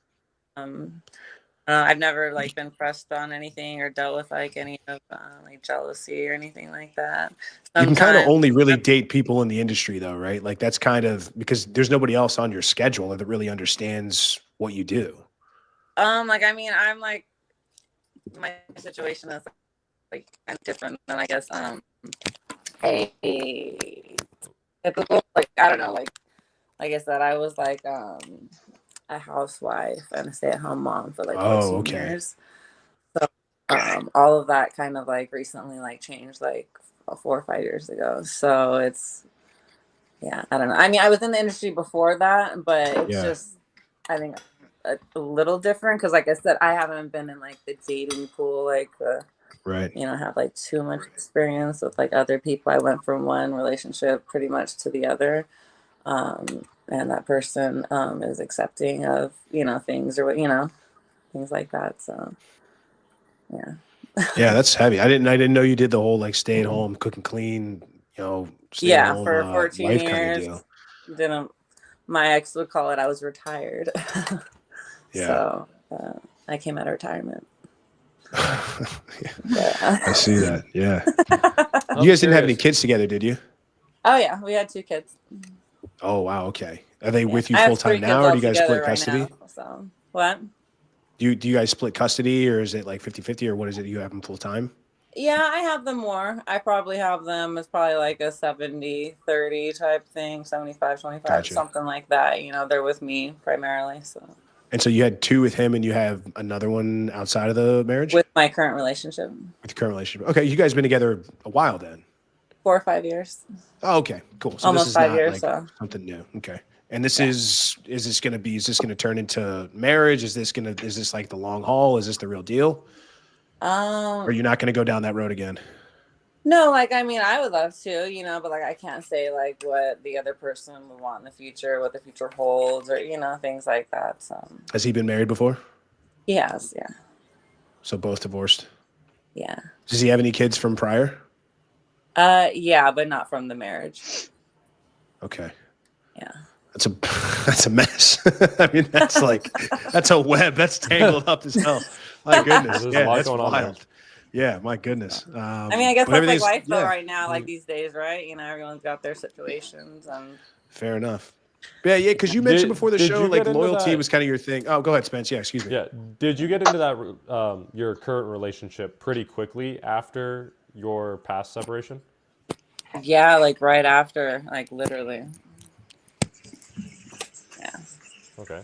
So there wasn't much like dating in between there at all. Yeah, not too much, I wouldn't say. Did you know him before? Like, were you guys friends or acquaintances before you got together, or did it just like happen super fast? No, I mean, obviously, like, you know, we probably like talked or like courted each other once, say like we like started talking and then automatically together, you know. But like, I mean, I wasn't like dealing with like people like that. Like, I just got out of a relationship, and you know. How did you meet him? I'm sorry. How'd you meet him? I feel so weird saying this, but through someone that we knew on mutual person on Instagram. It's not that through weird. a friend. I Through feel a friend. Yeah. saying, I don't know. I don't know. No. Through a friend. That's Spencer's fine. all about the Instagram game. He's all about that. He knows what Okay. that's like. Yeah. No, that's cool. So yeah, that's interesting. Like, so you kind of, I mean, look, like we can say it. So you didn't date in between, you know, being married and this guy. Like, you kind of got pretty damn lucky, I'd say, right? Because like, you know, going from being stay-at-home mom, and you've got some kids in tow, and you know, I didn't write that. I can't remember. We wrote down how old you were, but yeah, they're almost 40. Which, so I mean, yeah, that's Damn good. there's a lot stacked against you in that, and you just kind of lucked out. Congrats. I don't know what else to say. Yeah, that's. Thank for you. you. Yeah, I don't look forward to if I have to like get out there again or anything. Like, and I know people talk about you guys are talking about like dating apps, and like I don't know that I would be very part foreign. of that. When Have do you get ever back been up, on I'm dating kind of like apps? old school. Never. You've never been on dating apps before? No, aside from like the good ones that you're gonna like meet a millionaire. But no. Oh yeah. No, not seriously. No. Cool. No, I've never Annie, how like about swiped you? left or like went on to try to meet anyone. No. Gotcha. Annie, what about you? How does that sit with your relationship? How long you guys been together? Were you always doing this when you met him? Did it something you did after you met him? Like, how does this, how does this manifest itself? I mean, I probably I've always, since I turned 18, I started modeling. Mhm. And then we probably started dating when I was like 20. So I was only doing like at the time, I live in New Jersey, so New York's right here. I was just doing like music videos. I'm like a promo girl for like weed and vape companies. Like I work for Tyson's Vapes or like Death Row Vapes, which is Snoop Dogg's vape. So I do like a lot of conventions, stuff like that. So probably a year into us dating, I got it like accepted into Playboy, and like they hit me up to work. So like we did a little research on it because we thought it was more like OnlyFans, and like, a little, it gets crazy on there. But so we talked it out. He agreed with it. So I do like Playboy now, which is only like just things of myself, and it can't be that bad, which it doesn't matter if it is. But so I just do Playboy, and then everything else like besides that, I mostly like he technically like manages me, like he sees everything. So like certain jobs, if they like cast me for and we get the details, it's a no. Like if it seems too weird, like no. Or it's like just like a private party where there's NDAs or like phones are getting taken away, absolutely not. Music videos, I don't do those anymore, which like That's completely fine with me. I'd So, rather like, just do purely this with him. magazine, no like OnlyFans or anything like that. Not doing anything on cam on the side. Yeah, no, it's strictly just Playboy, and like, that's just its own thing, and that's Yeah, just online. But there's right. also like a bunch of like group events they do together, which is all just other girls, and they like give us stuff. So I do things like that, but that's about it. For the But you Playboy include him stuff, in it's most of all this stuff. It online. sounds like. Yeah, but you Yeah. include him in most of this stuff. So it's not like you're running off and like, all right, got to go to work. See you later. Yeah, he I'll- actually like helps me find other jobs, or like tells me like better like things to do. Like, oh, you should like do this, like get into this. and he's got So, no reservations with tens of thousands or more guys seeing his girl naked in a magazine. no. Well, I'm not fully Interesting. naked, so it's Oh, okay. implied. Well, when I hear Playboy, I mean, I grew up in I the know you 90s, so expect like the worst, but like it's implied. So, okay, gotcha. because I How long grew have you guys up been like together? very Christian my whole life. I literally went to Catholic school, all that my entire life. Well, and I mean I still am, but my family Yeah. would like be real disappointed. But surprisingly, everyone was like really fine with this, So I've been going with it and having a great time. What? How long have you guys been together? And like, how old is he? Is he much older than you? About the same age? He's like almost 2.5 years older. Okay. So yeah. So it's working How out. long It have you sounds like. Yeah, how long have you been dating him? 4 years now. And then before that, I was just single for 2 years. And then I dated someone like 5 years, like out of high school, like from high school till that. Was single 2 years, and now I'm in a 4-year relationship. So I've Okay. never been single for that long. Yeah. Yeah. So you've only been That's in not like surprising. two long relationships, really. Yeah. Right. Okay. And I'm curious, in that time in the middle where you were single, were you on dating apps then? No. Because I tried a couple, but I got banned from them because I was told I was fake and scamming. So I wasn't gonna really meet anyone off Tinder anyway. I thought that was like Yeah. a weird concept. Like, yeah, I'd rather meet in person. That, Actually, that's I met my husband on Hinge. I know many people that got married off of like Matchmaker or whatever, but good Yeah. for them. Just personally, I need to see like a little personality and hear you like say at least 5 sentences before it's like, okay, let's hang out. Like, yeah, just little personality I need to see. Yeah, more couples are meeting online now than any other way, like church, bars, things like that, Oh. college, friends of friends. Like more people are meeting online than ever. Yeah, that's interesting. I had something else, but it's escaping me. So, oh yeah, we talked about this before the show. So you are a big, and I want to kind of pass this around, and I don't know how we can quantify this, but I'm just curious to kind of get the other ladies' reaction. You're really big on like princess treatment. You said something about, if you're in a relationship, the guy does 90% of the work or the effort and you're putting in 10. So like, what does that mean? Like quantify that for us. Like what does 90 to 10 actually look I'll like? explain What that does that better. mean? Like, I feel like Yeah. the goal is to when I get to like in my 30s, like I don't want to work anymore and I just want to be like a stay-at-home like wife. Like I want to cook, clean, like take care of everything at home. I'll support you, take your clothes out, whatever. Say you have a fucking shower, like anything. I don't want to work. I want to take care of you. You work and then you do the best you can at working because you have someone helping you. You know what I mean? My part's not paid for, so I feel like that would just be my life at home, and I'm so fine with that when I get You to want my kids? 30s. Yeah. I'd rather stay home and take care of the kids than send my kids to daycare. I'd be pissed. I don't want us. We're both going to work, sending kids to daycare. Now we're like pissed all day. We just worked. Ooh, watch your Stuff privilege. stressing us out. Like, I'd rather just the mom take care of the kids until the kid can go to school. Like, I don't know. I feel like that's what I want to do. So that's what Now, I I'm mean with the guessing- 9 to So 10. Hold on, really called really that- quick, Spence. Hold on. Really, I'm guessing based on what you do for a living, though, and maybe I could be wrong, but I'm guessing that you make more, maybe significantly more money than your guy does right now. Is that fair to say, or is it pretty equal? Does he make more? Kinda, not really, because he can take my money and he knows how to invest it and makes more But out of that. I guess the point that I'm trying to make, though, like when you stop working, what's he gonna do? Is he gonna be able to continue to support the lifestyle? Like if he's not getting your money and investing, if you don't have money coming in, he's got to now be the full breadwinner. Like, is your level of confidence in that high? I mean, is he at a place now in his trajectory where he's going to make that happen? Because No, I I'm believe guessing it it's will pretty happen, lucrative. Okay. And I feel like there's plans and it will happen.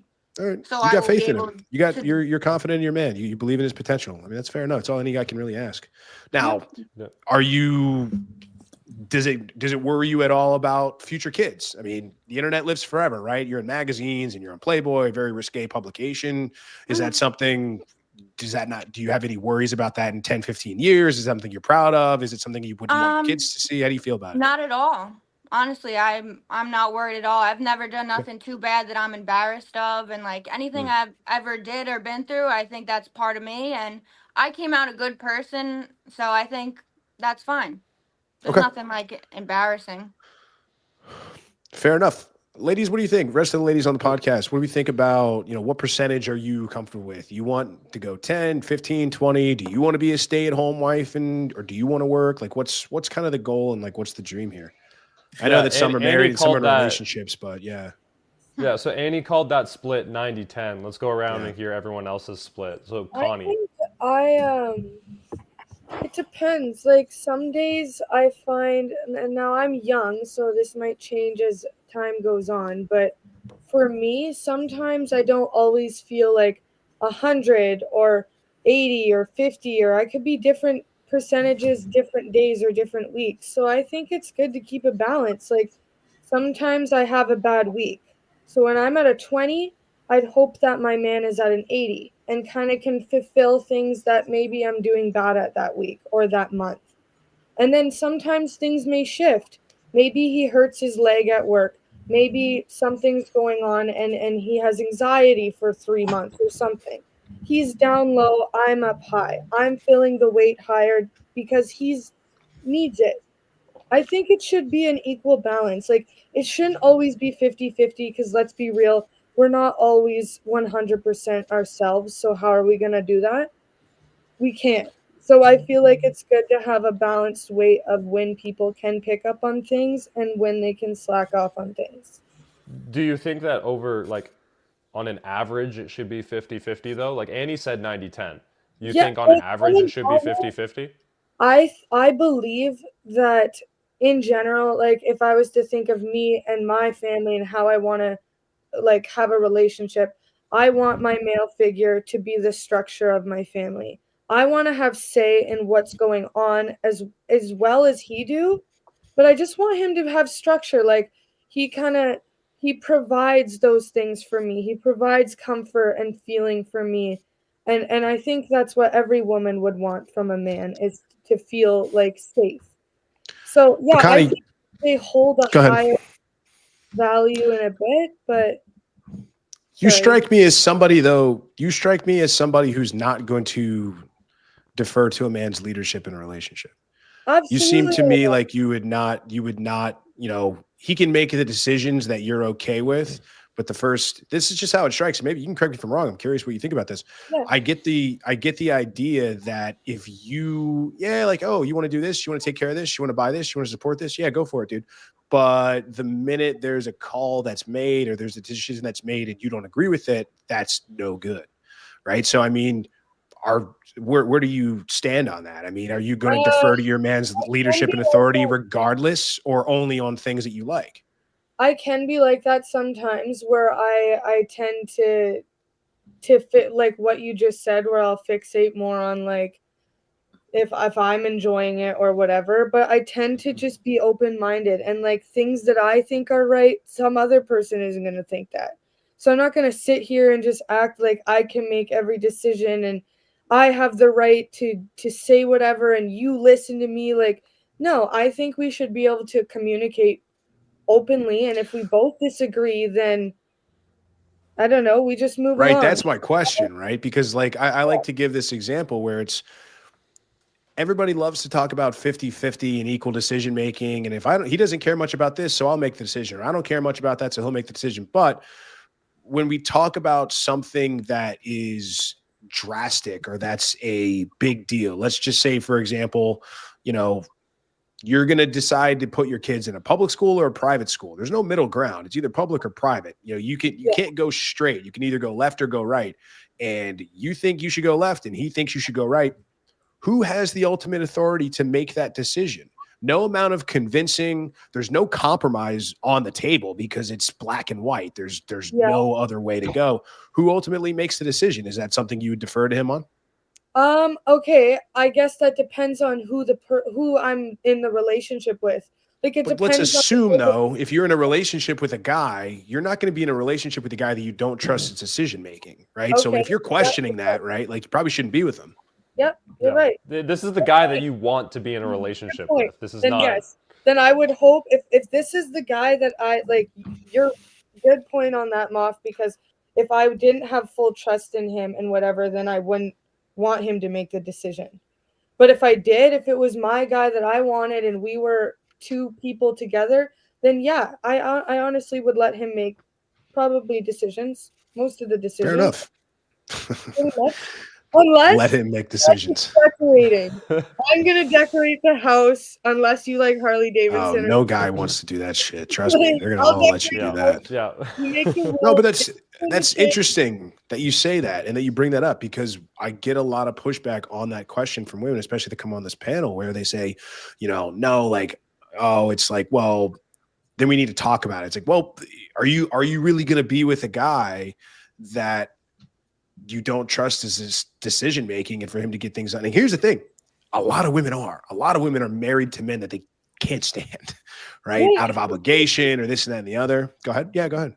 I don't believe, like, I believe in what you say about like you want to get with a certain guy and like have these certain practices and standards, but I also believe in developing those together. Like maybe I don't have things that I may have or develop later on in my life. Like Halston said, she wasn't always religious and now she is.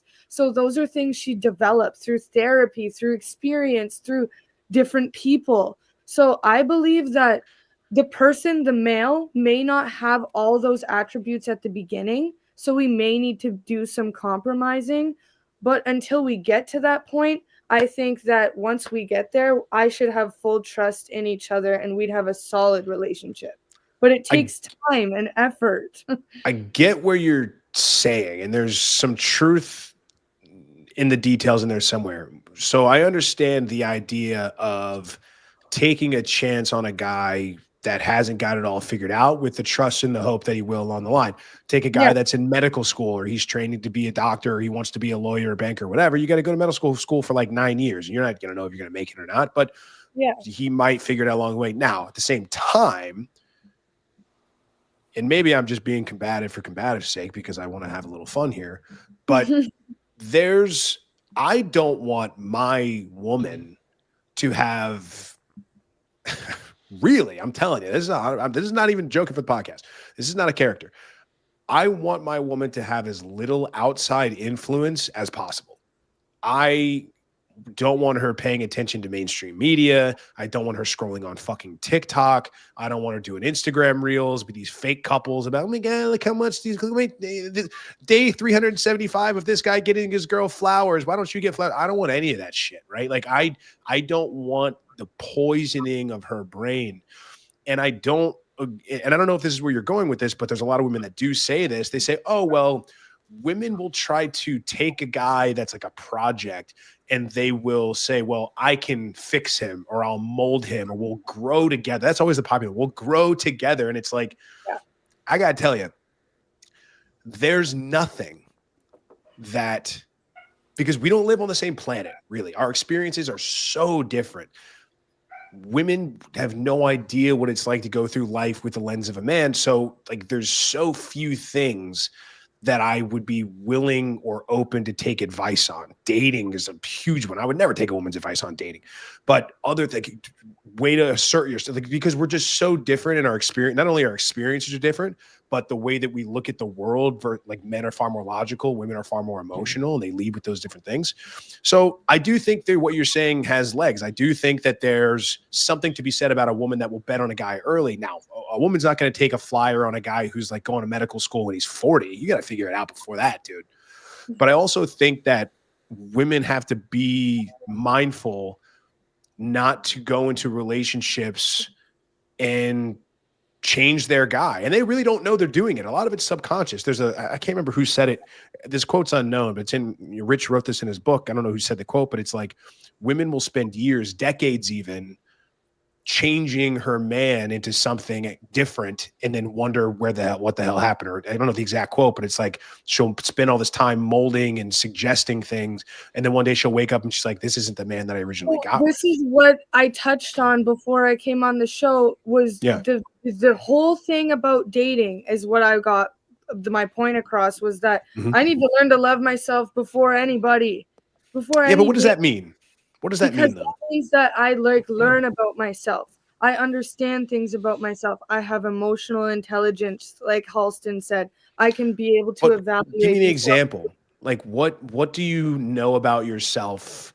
What do you need to know about yourself? With yourself, and like what you want in your relationship. You know what attributes, what values, what goals, what ambitious things you want. You know that stuff. Half the people don't even know what their favorite color is by the time they're 40. Like, half people don't even know themselves. They don't even know how to do things for themselves, and they do things for other people, or they try to fix other people and be this perfect image that you want. Do you even know what you want?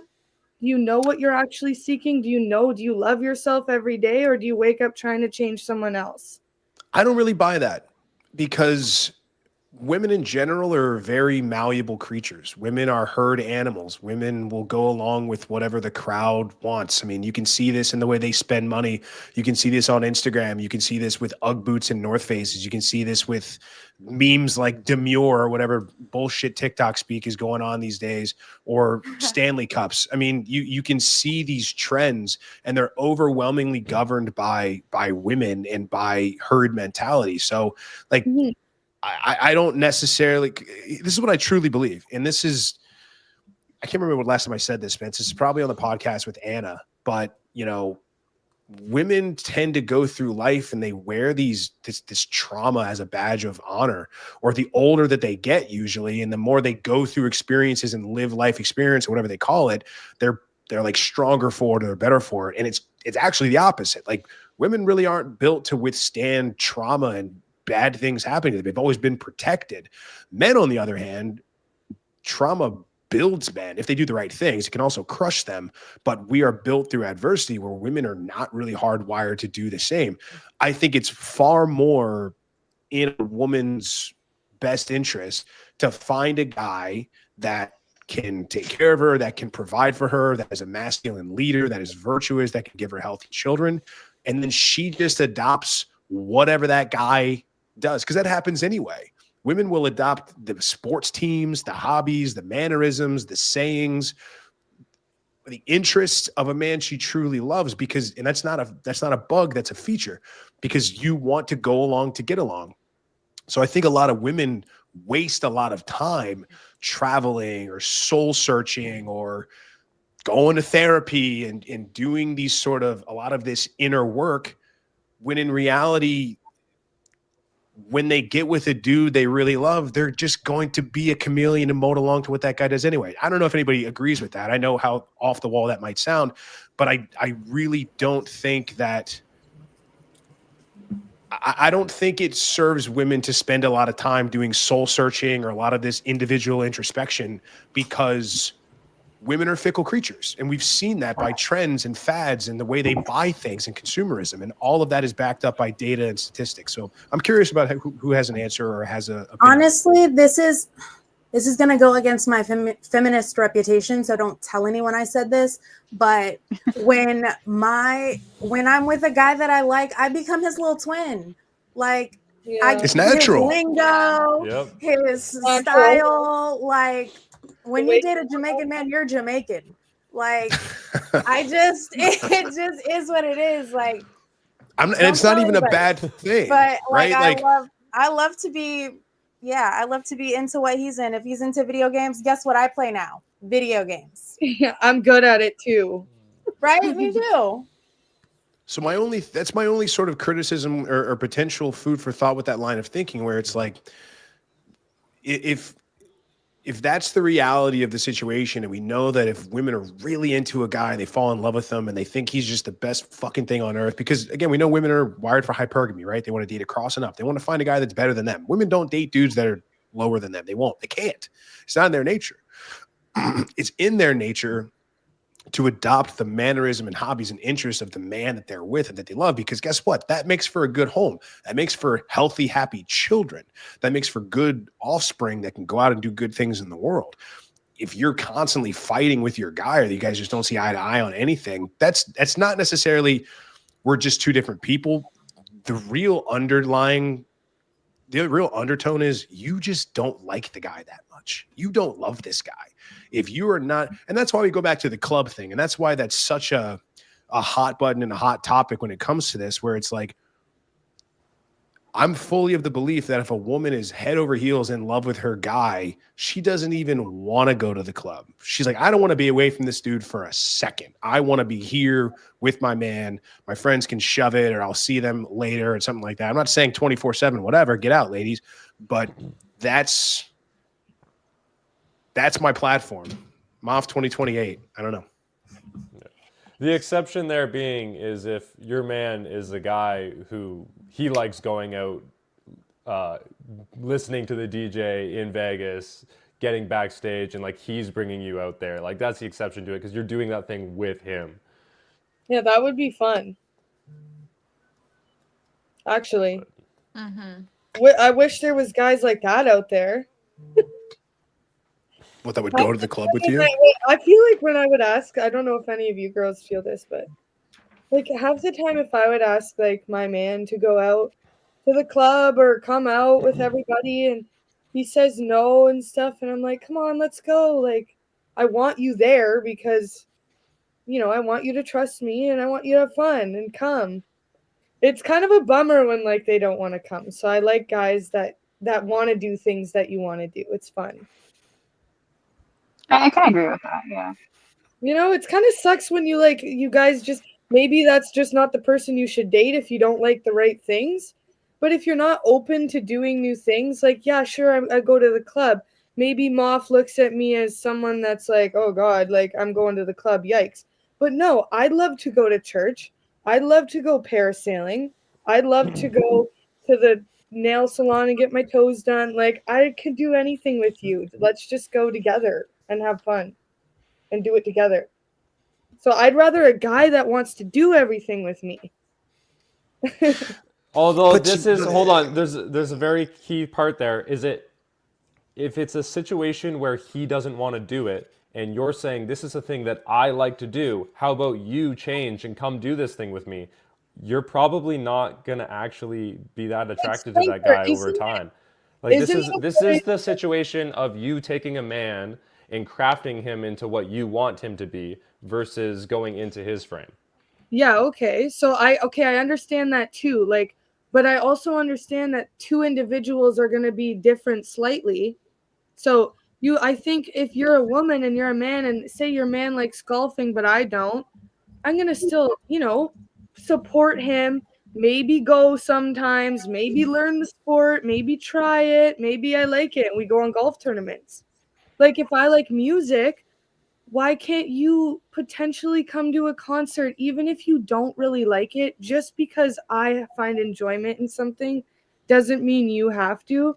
But being there to support me in it would make a good relationship. And I'll tell you why that's not a good recipe for success and why that's generally a bad thing. Because we talk a lot about in the space of betatization by 1,000 concessions, otherwise known in some circles as death by 1,000 cuts. And so what happens is guys say yes to go to the club when they really don't want to. Then they agree to go to doggy daycare when they really don't want to. Then they agree to do some other bullshit when they don't really want to. And over time, they concede and concede and concede. And they just start being, yes, man, yes, whatever you want. Yes, yes, yes, yes, yes.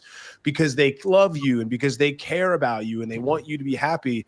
And all of a sudden, you've got yourself with a doormat who doesn't know how to tell you no. And you're like, I wish you would tell me no every once in a while, dude. I wish you would assert yourself. And there's so many men that have gone through this. And we tell guys to live by your own point of origin. And that's part of what being a leader is. It's like, look, man, this is the road I'm going down. I'm going down here. I'm the driver of this car, the captain of this ship. I'm the captain of this plane. Passenger seat right here. It's open for you. But guess what? This is the road we're going down. You want to go to this road? Like, I want to go to clubs. I want to go to basket weaving, or I want to go to blah, blah, blah, or whatever the fuck. It's just not going to work because this is the track that we're on. We're not going to deviate from the path. And so when guys start to deviate, and you take one turn, if you're on this path, you take another turn, and all of a sudden you're on a completely different course. And it's just easier to keep going down that path than it is to fight your way back to that. And again, this is a feature, not a bug. Women don't even know they're doing it. And like, I don't even blame you. Kind of be like, I understand what you're saying. Logically, it makes sense. You're like, if you love somebody, right. It's like, if you love somebody, why wouldn't you want to do something for them even if you don't want to? Because what that ultimately will happen is that it won't just happen once. It'll happen a dozen, 2 dozen, 5 dozen times. And then it's just like, and now you don't even fucking like the guy anymore. Yeah, and now he doesn't even do the stuff that he used to. And you know, the relationship that caused me to be on here, that's what happened to me. It's like I said yes to one thing. What's that? I said I could totally see exactly what you so many guys saying, how that could happen. Absolutely happened to me and so many guys. It's just like you say yes once and then it turns into. And so like this is why I tell guys, and this is why I say, and I say it to women too. It's like I tell guys, it's like don't give them what they want, give them what they need. Because sometimes women need a guy to tell them to sit down and be quiet. Sometimes they need to be told no, and you respect a guy that does that. It's like, oh wow, this guy actually has some balls. He's not going to let me walk all over him and be a doormat. So when a guy is telling you no, don't be so quick to be like, oh, this guy's a fucking stick in the mud. He doesn't ever want to do anything fun and he fucking sucks because he doesn't want to go out. It's like maybe he's just trying to remain assertive so you don't start to lose respect for him. But there's also a distinction that should be made between, hey, I want to go to this thing, so I want you to come with me. And he says no. So, okay. And then there's, hey, I really enjoy this thing. And then him saying, oh, no, I don't. Therefore, you cannot do it. Now, I'm not saying clubbing because that's something that you discuss with your partner and stuff like that. But like you said, basket weaving. So I like basket weaving. I want to go to this basket weaving class. You don't want to go with me. Obviously, it's friggin' basket weaving. But that's just that's being an individual. And I was in a relationship where I was not an individual. I only did what I was told. I only did what a good mother and what a good wife was supposed to do. And I didn't have any individuality. And you need that. And that's where the line should be drawn, where it's no, I don't want to do it. And no, you can't do it because I don't want to do it. See, but I don't think that happens as often. I think that what happens when we get into this situation and we use the example of the club, again, we're talking about a very specific place with a very specific clientele. Totally. If we're talking about the basket weaving or a pottery class or whatever the hell, it's like, I'm going to go out to dinner with a girlfriend. Yeah, go nuts. Because I understand the environment there is not going to be generally, it's a astronomically small percentage that environment is going to be any way, shape, or form threatening or damaging potentially to my relationship. A club, it's like there's 100% chance you're going to get a hit on. Like I'd much rather park my car in a good neighborhood than a bad one. That's kind of how I look at it. So I trust the locks on my car, but I'm not going to park it above 138th. I'm going to keep it on, 18th or whatever it is. So cool. Okay. Anybody have anything else on that? Women's in roles, percentages, 90-10. I know we kind of glossed over that a little bit, but I wanted to give everybody a chance to chime in. Halston, you've been awful quiet. Yeah. Anything? Personally for me, I think one of the reasons why I enjoyed my last relationship so much is because one, I actually did the thing that wasn't normal. Was I was dating somebody who wasn't established yet, was going to be established. He was in nursing school. And I just saw so much incredible potential in him. And I wanted to believe in him and I wanted to be a support and push him. And there were times where I was backing him. There was one time where he was backing me. And I was really grateful to that. And I was building that trust with him. And one of the things that like was kind of difficult in the relationship was there was like a lot of things where he really, really wanted to lead.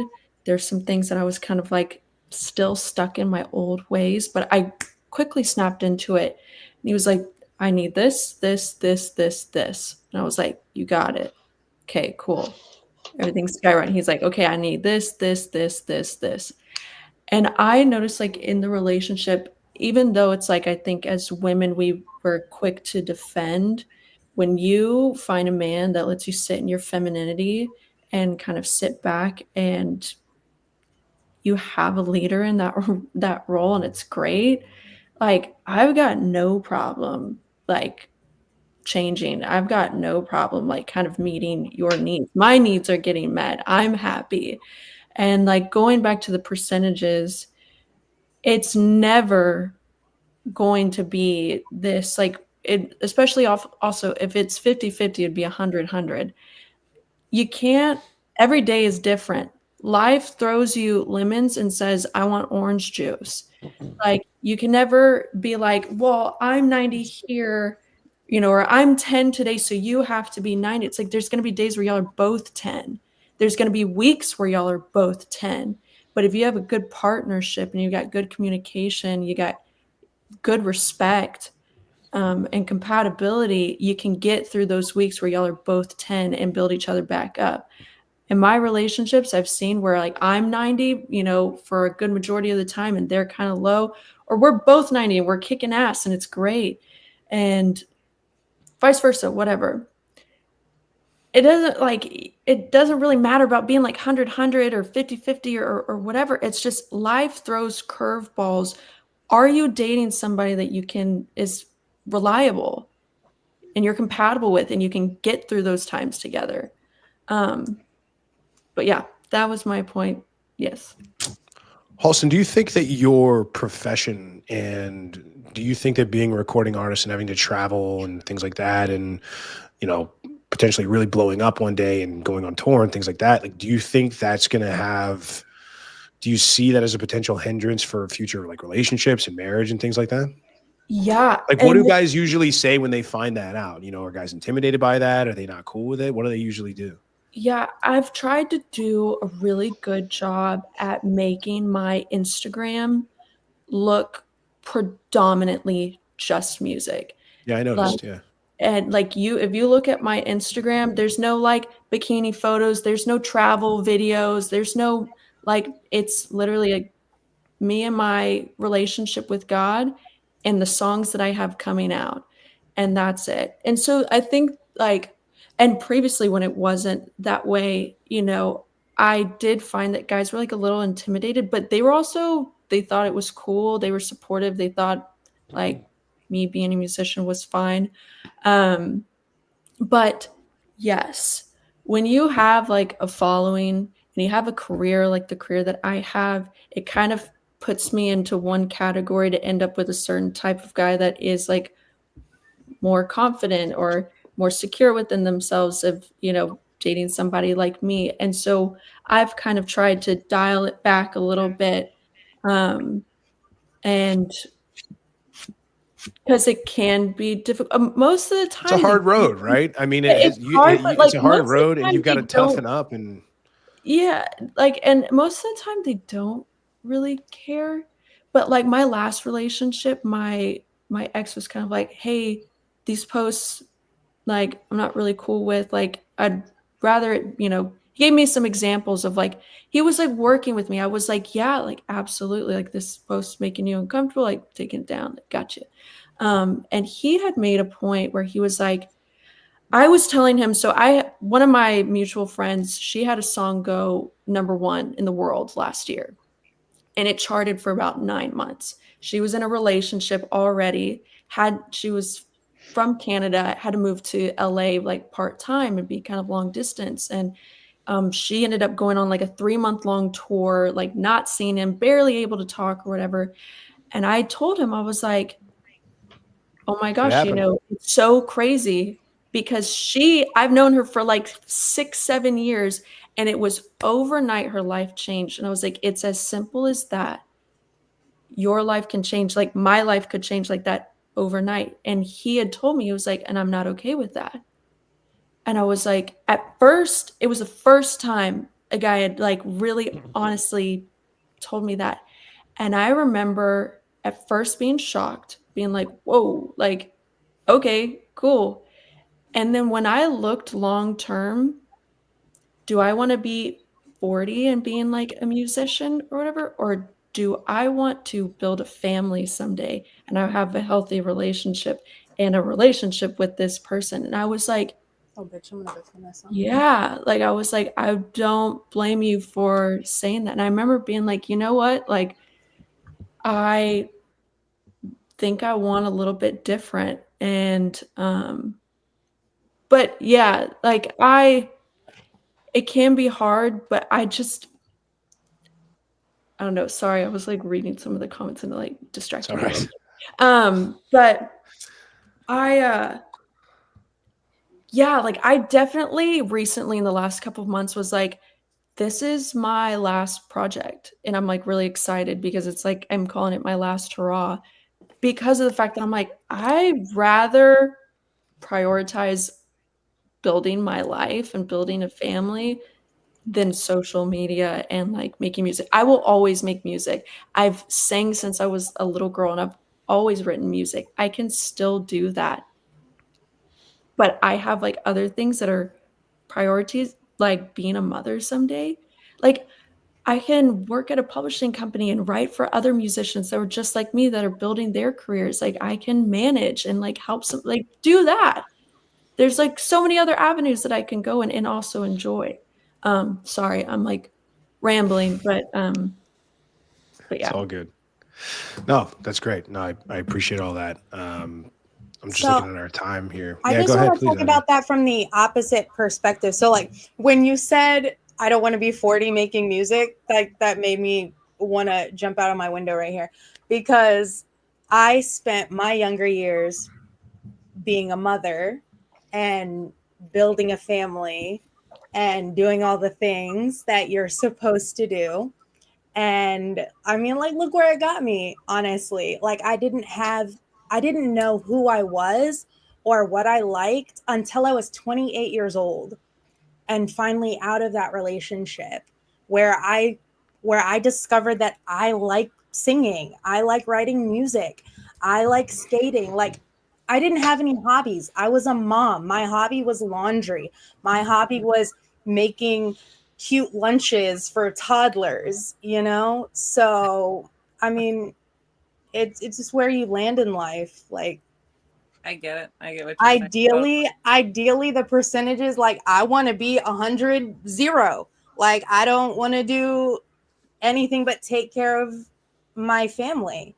Like I guess like from a point of domestic feminism, if you will. Like I want to be fully focused on my children. And I was lucky enough to have that freedom when my children were young, before school age. I was able to be at home with them. And that is definitely a privilege. But I understand not everybody has that. And like where I am now, I'm now just a mother of teenagers and just now discovering who I am and what I like. Danielle, you had something? Yeah, no, I totally feel what you just said. It's pretty similar to what I went through. You know, just barely getting to know yourself. Right. Personally, the last couple of years, you know, and I remember those days as my kids were younger, and I did try to take up painting, do those, you know, wine and paint classes, and I did that for a while, but it is hard, you know, you do lose yourself, you take care of house, kids, family. I didn't lose myself. I never had myself. Like right as I was, I guess you could say, groomed. And when I was 18, I got pregnant when I was 18. So I've been a mother for like my entire adult life.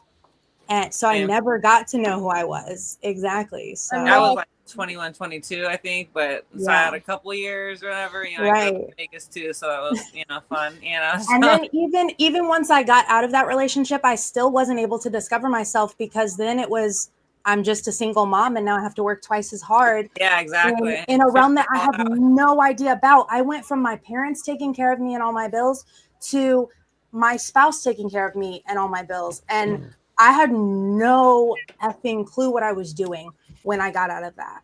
This is the point. Those two, Danielle and Aja, gave 2 very great points of why it's so important to learn.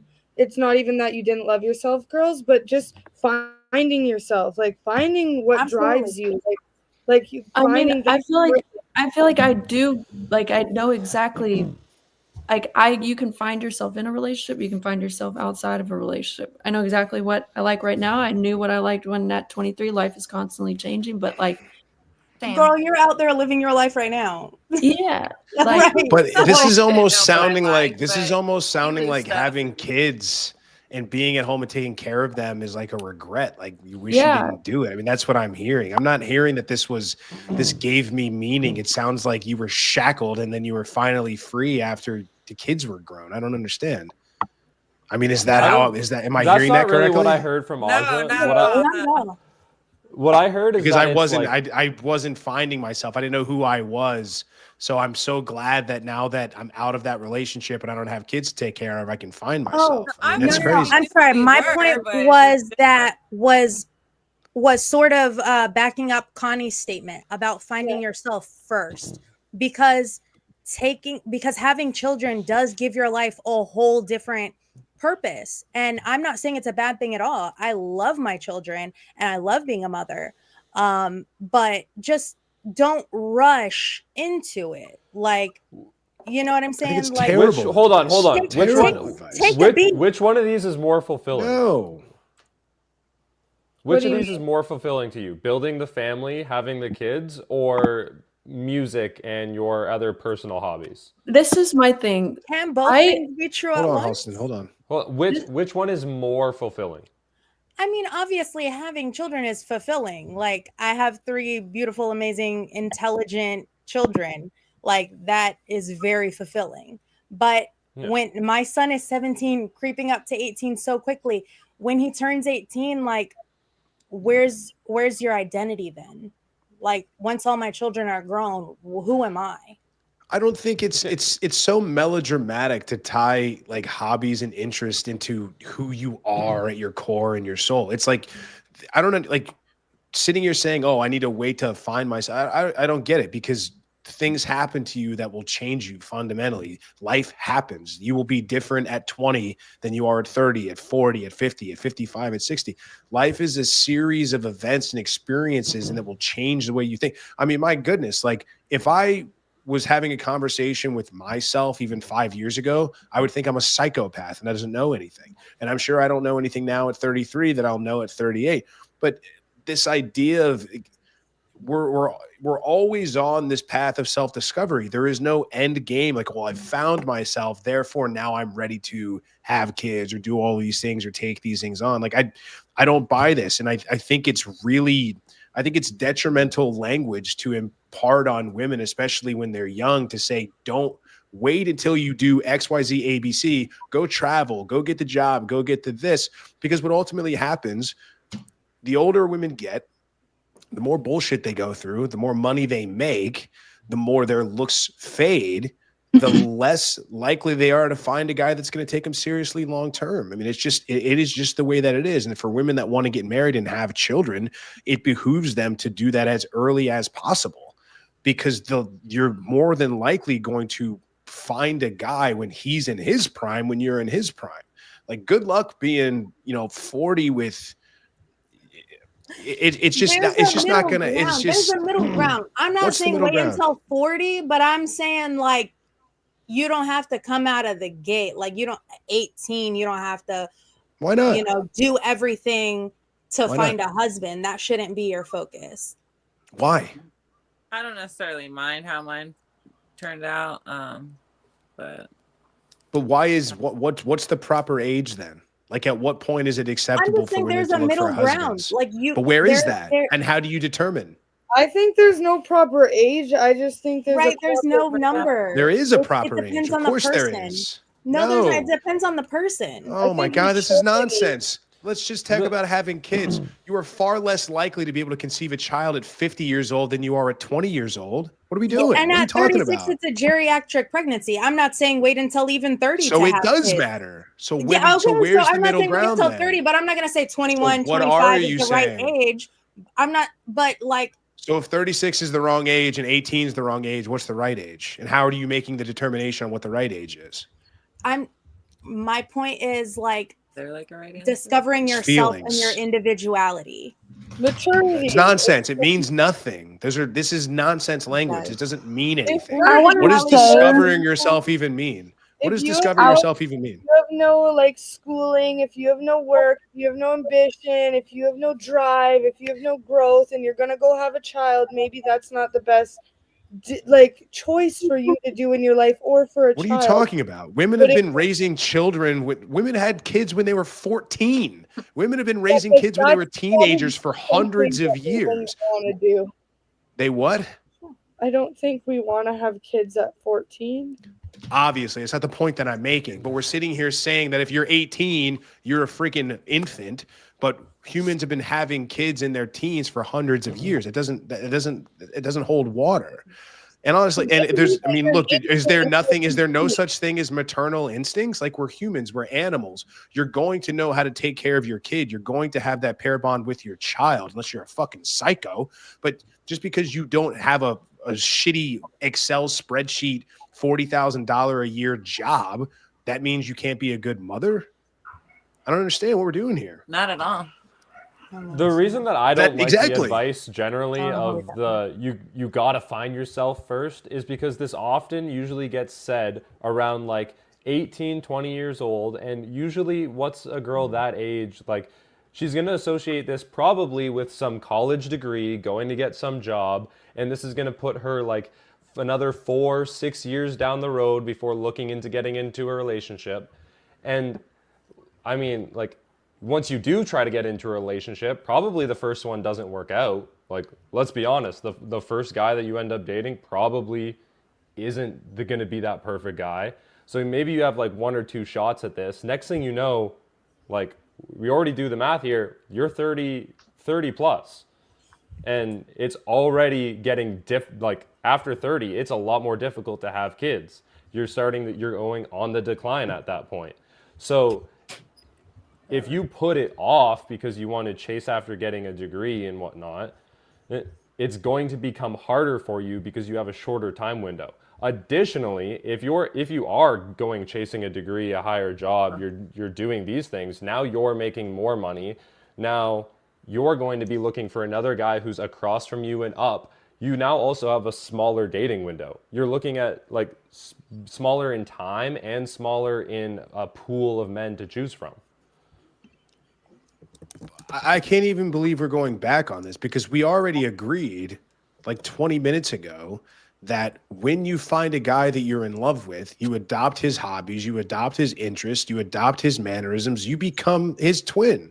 So it's like, waste all this time finding yourself, and that's going to go out the window the first time you fall in love with a guy anyway. The point I'm making is that Connie and Halston both had good, like, Halston should not feel bad about pursuing her music before a family. Because if she started a family at 18, she would not be pursuing music right now. Well, you can make that assumption. And I don't know I'm if sure that's the case. like she's really enjoying that, you know, that part of her life, this portion of her life. Yes, we're talking about the choice and the trade-off. See, this is all has this underlying, these undertones of you can have it all, where you can go and chase the career. And then when you're all done with that, and once you've found yourself, then you can stop and settle down and have kids and do everything you wanted to do. And that's not the case. It's not the reality.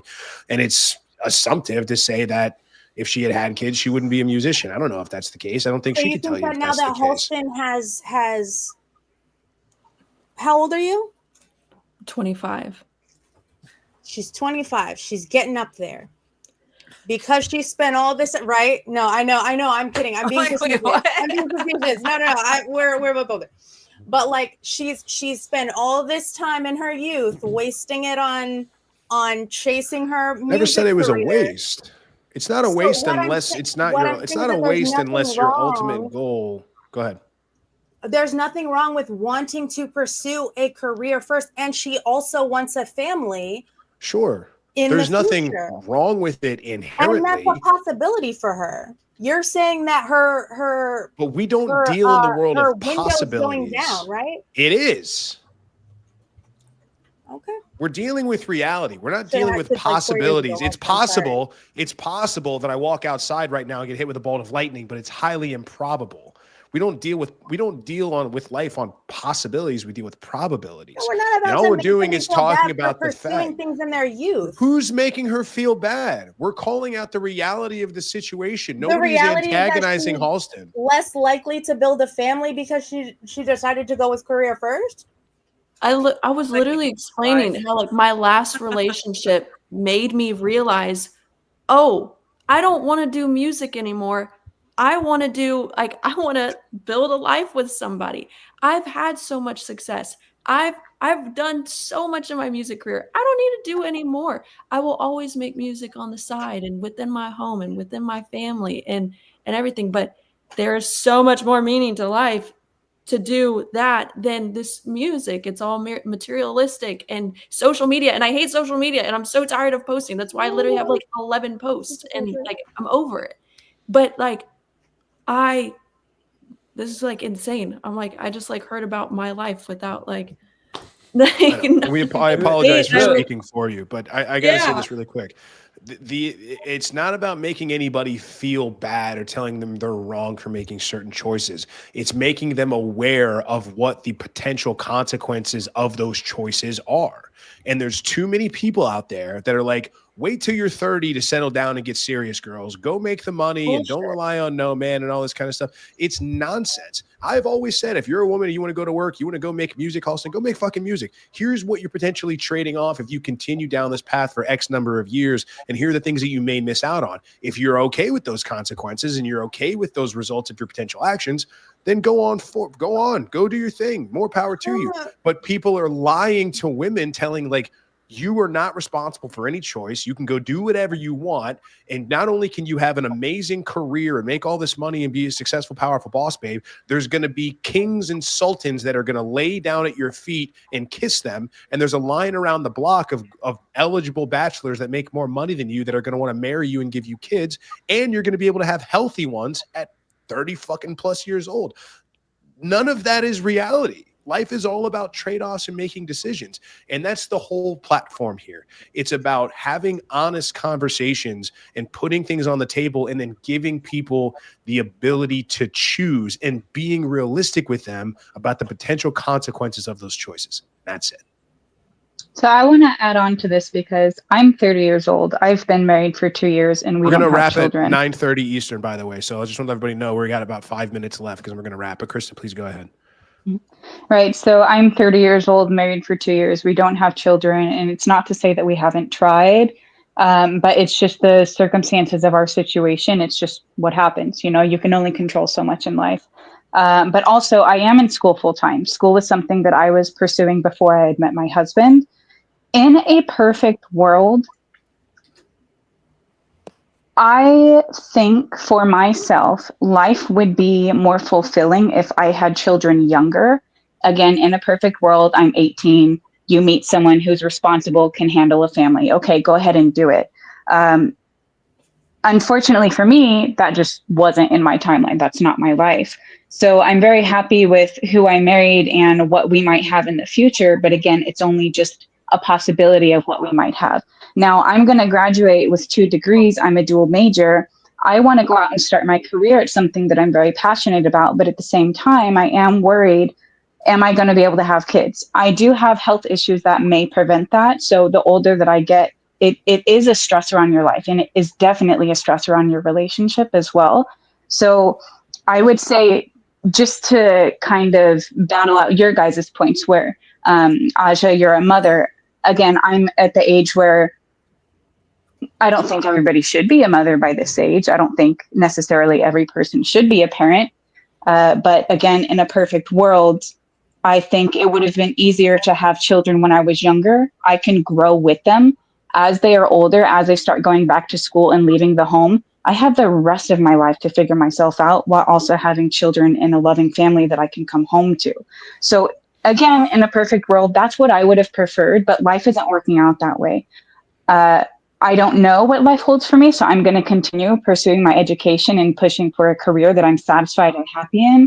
But at the same time, I do have those risks of we can start a family. So it becomes a burden at some point. Biology doesn't lie, science doesn't lie. Yes, there are things that you can do with doctors to help if you are experiencing infertility or things like that. But that's another level of extremism to where if you want to do IVF or if you want to do adoption, whatever you want to do. So just in terms of having a family, again, to summarize it, I feel like my life would have been better if I had children younger and could find myself later on. I don't have parents that I could rely on through my 20s. So I would have loved to have been married and be with someone that I know has my back and supports me. It would have saved me a lot of turmoil in my 20s. So I do think that if you can find someone who is responsible and can take care of you as a woman, as a very young woman who is growing into a potential mother, I think it is better to do it younger. Again, everybody has different preferences, but for me, my life would have worked out better if I had gotten married younger. Can I just say something also real quick? Yeah. Yeah. I did want to be like a younger mother. I wasn't like, not just something that like, like it was like, oops, an accident happened. And I was like stuck, like, miserably raising kids or anything like that. I was like happy and did my thing. And I wanted to be a younger, cuter mom, that type of thing. I wanted to, be able to have energy and do all these types of things. Sometimes, you regret certain things and you're like, oh, it would have been cool to do this, and that. But I did want to, be a younger mom and have my kids younger. And it was not That was a factor for me like too. it was pretty planned, Yeah. It was like, oh shit, Yeah, like again, when the longer you put off a family, you have to understand if I have a child 5 years from now, how old are they going to be when I'm in my 50s and 60s? Am I going to be able to have I grandchildren? just had a baby almost 2 years ago, so I definitely understand. Yeah. No, it does. It definitely does happen. And that's my fear, is that I'm a very active person. I love being outdoors. That's what my education and my career path is based on. But my career doesn't mean anything if I can't do those things with my family. You know what I mean? So how long can I put this off before, I have to make a sacrifice. I have to call out of work to take a child out of daycare and do all these things. So I understand after you get to a certain age point, it changes your life drastically and it becomes more difficult. So again, I would have loved to be a younger mom. I would have loved to have started my career after my kids were already in school. But now I have to make a decision between health, career, childbearing, raising a family. And, it's like it becomes very difficult. It's not easy at all. It's almost like a burden. All right. Well, on that, I think it's a good note to wrap on. I had a lot of fun. This was good. I think we set out to what we wanted to do before the show, which is have a good time and have some good conversations, maybe challenge each other a little bit. Ladies, all 6 of you, we'd welcome back on the podcast whenever you'd like. Stay in touch with Spencer. If you want to come back, you're more than welcome to come on. We're here every Tuesday at 7 p.m. Eastern. We're going to go ahead, I think, and bounce everybody from the stage, and then we'll read off these super chats and we'll get out of here. But it was a real pleasure. Again, thanks everybody for coming on and showing up, and hopefully we'll see you again in the future. All right. Thank you. Thanks, everybody. Bye. Bye.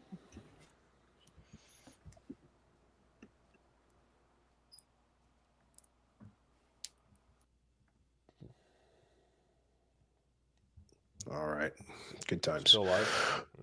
Yeah, we're still live. Yeah, we're just going to grab the super chats. All right. We got our boy Nick here. Guys, what the... Try English next time, Nick. Guys don't have a laundry list for women, but laundry is definitely on the list. I don't know what that means.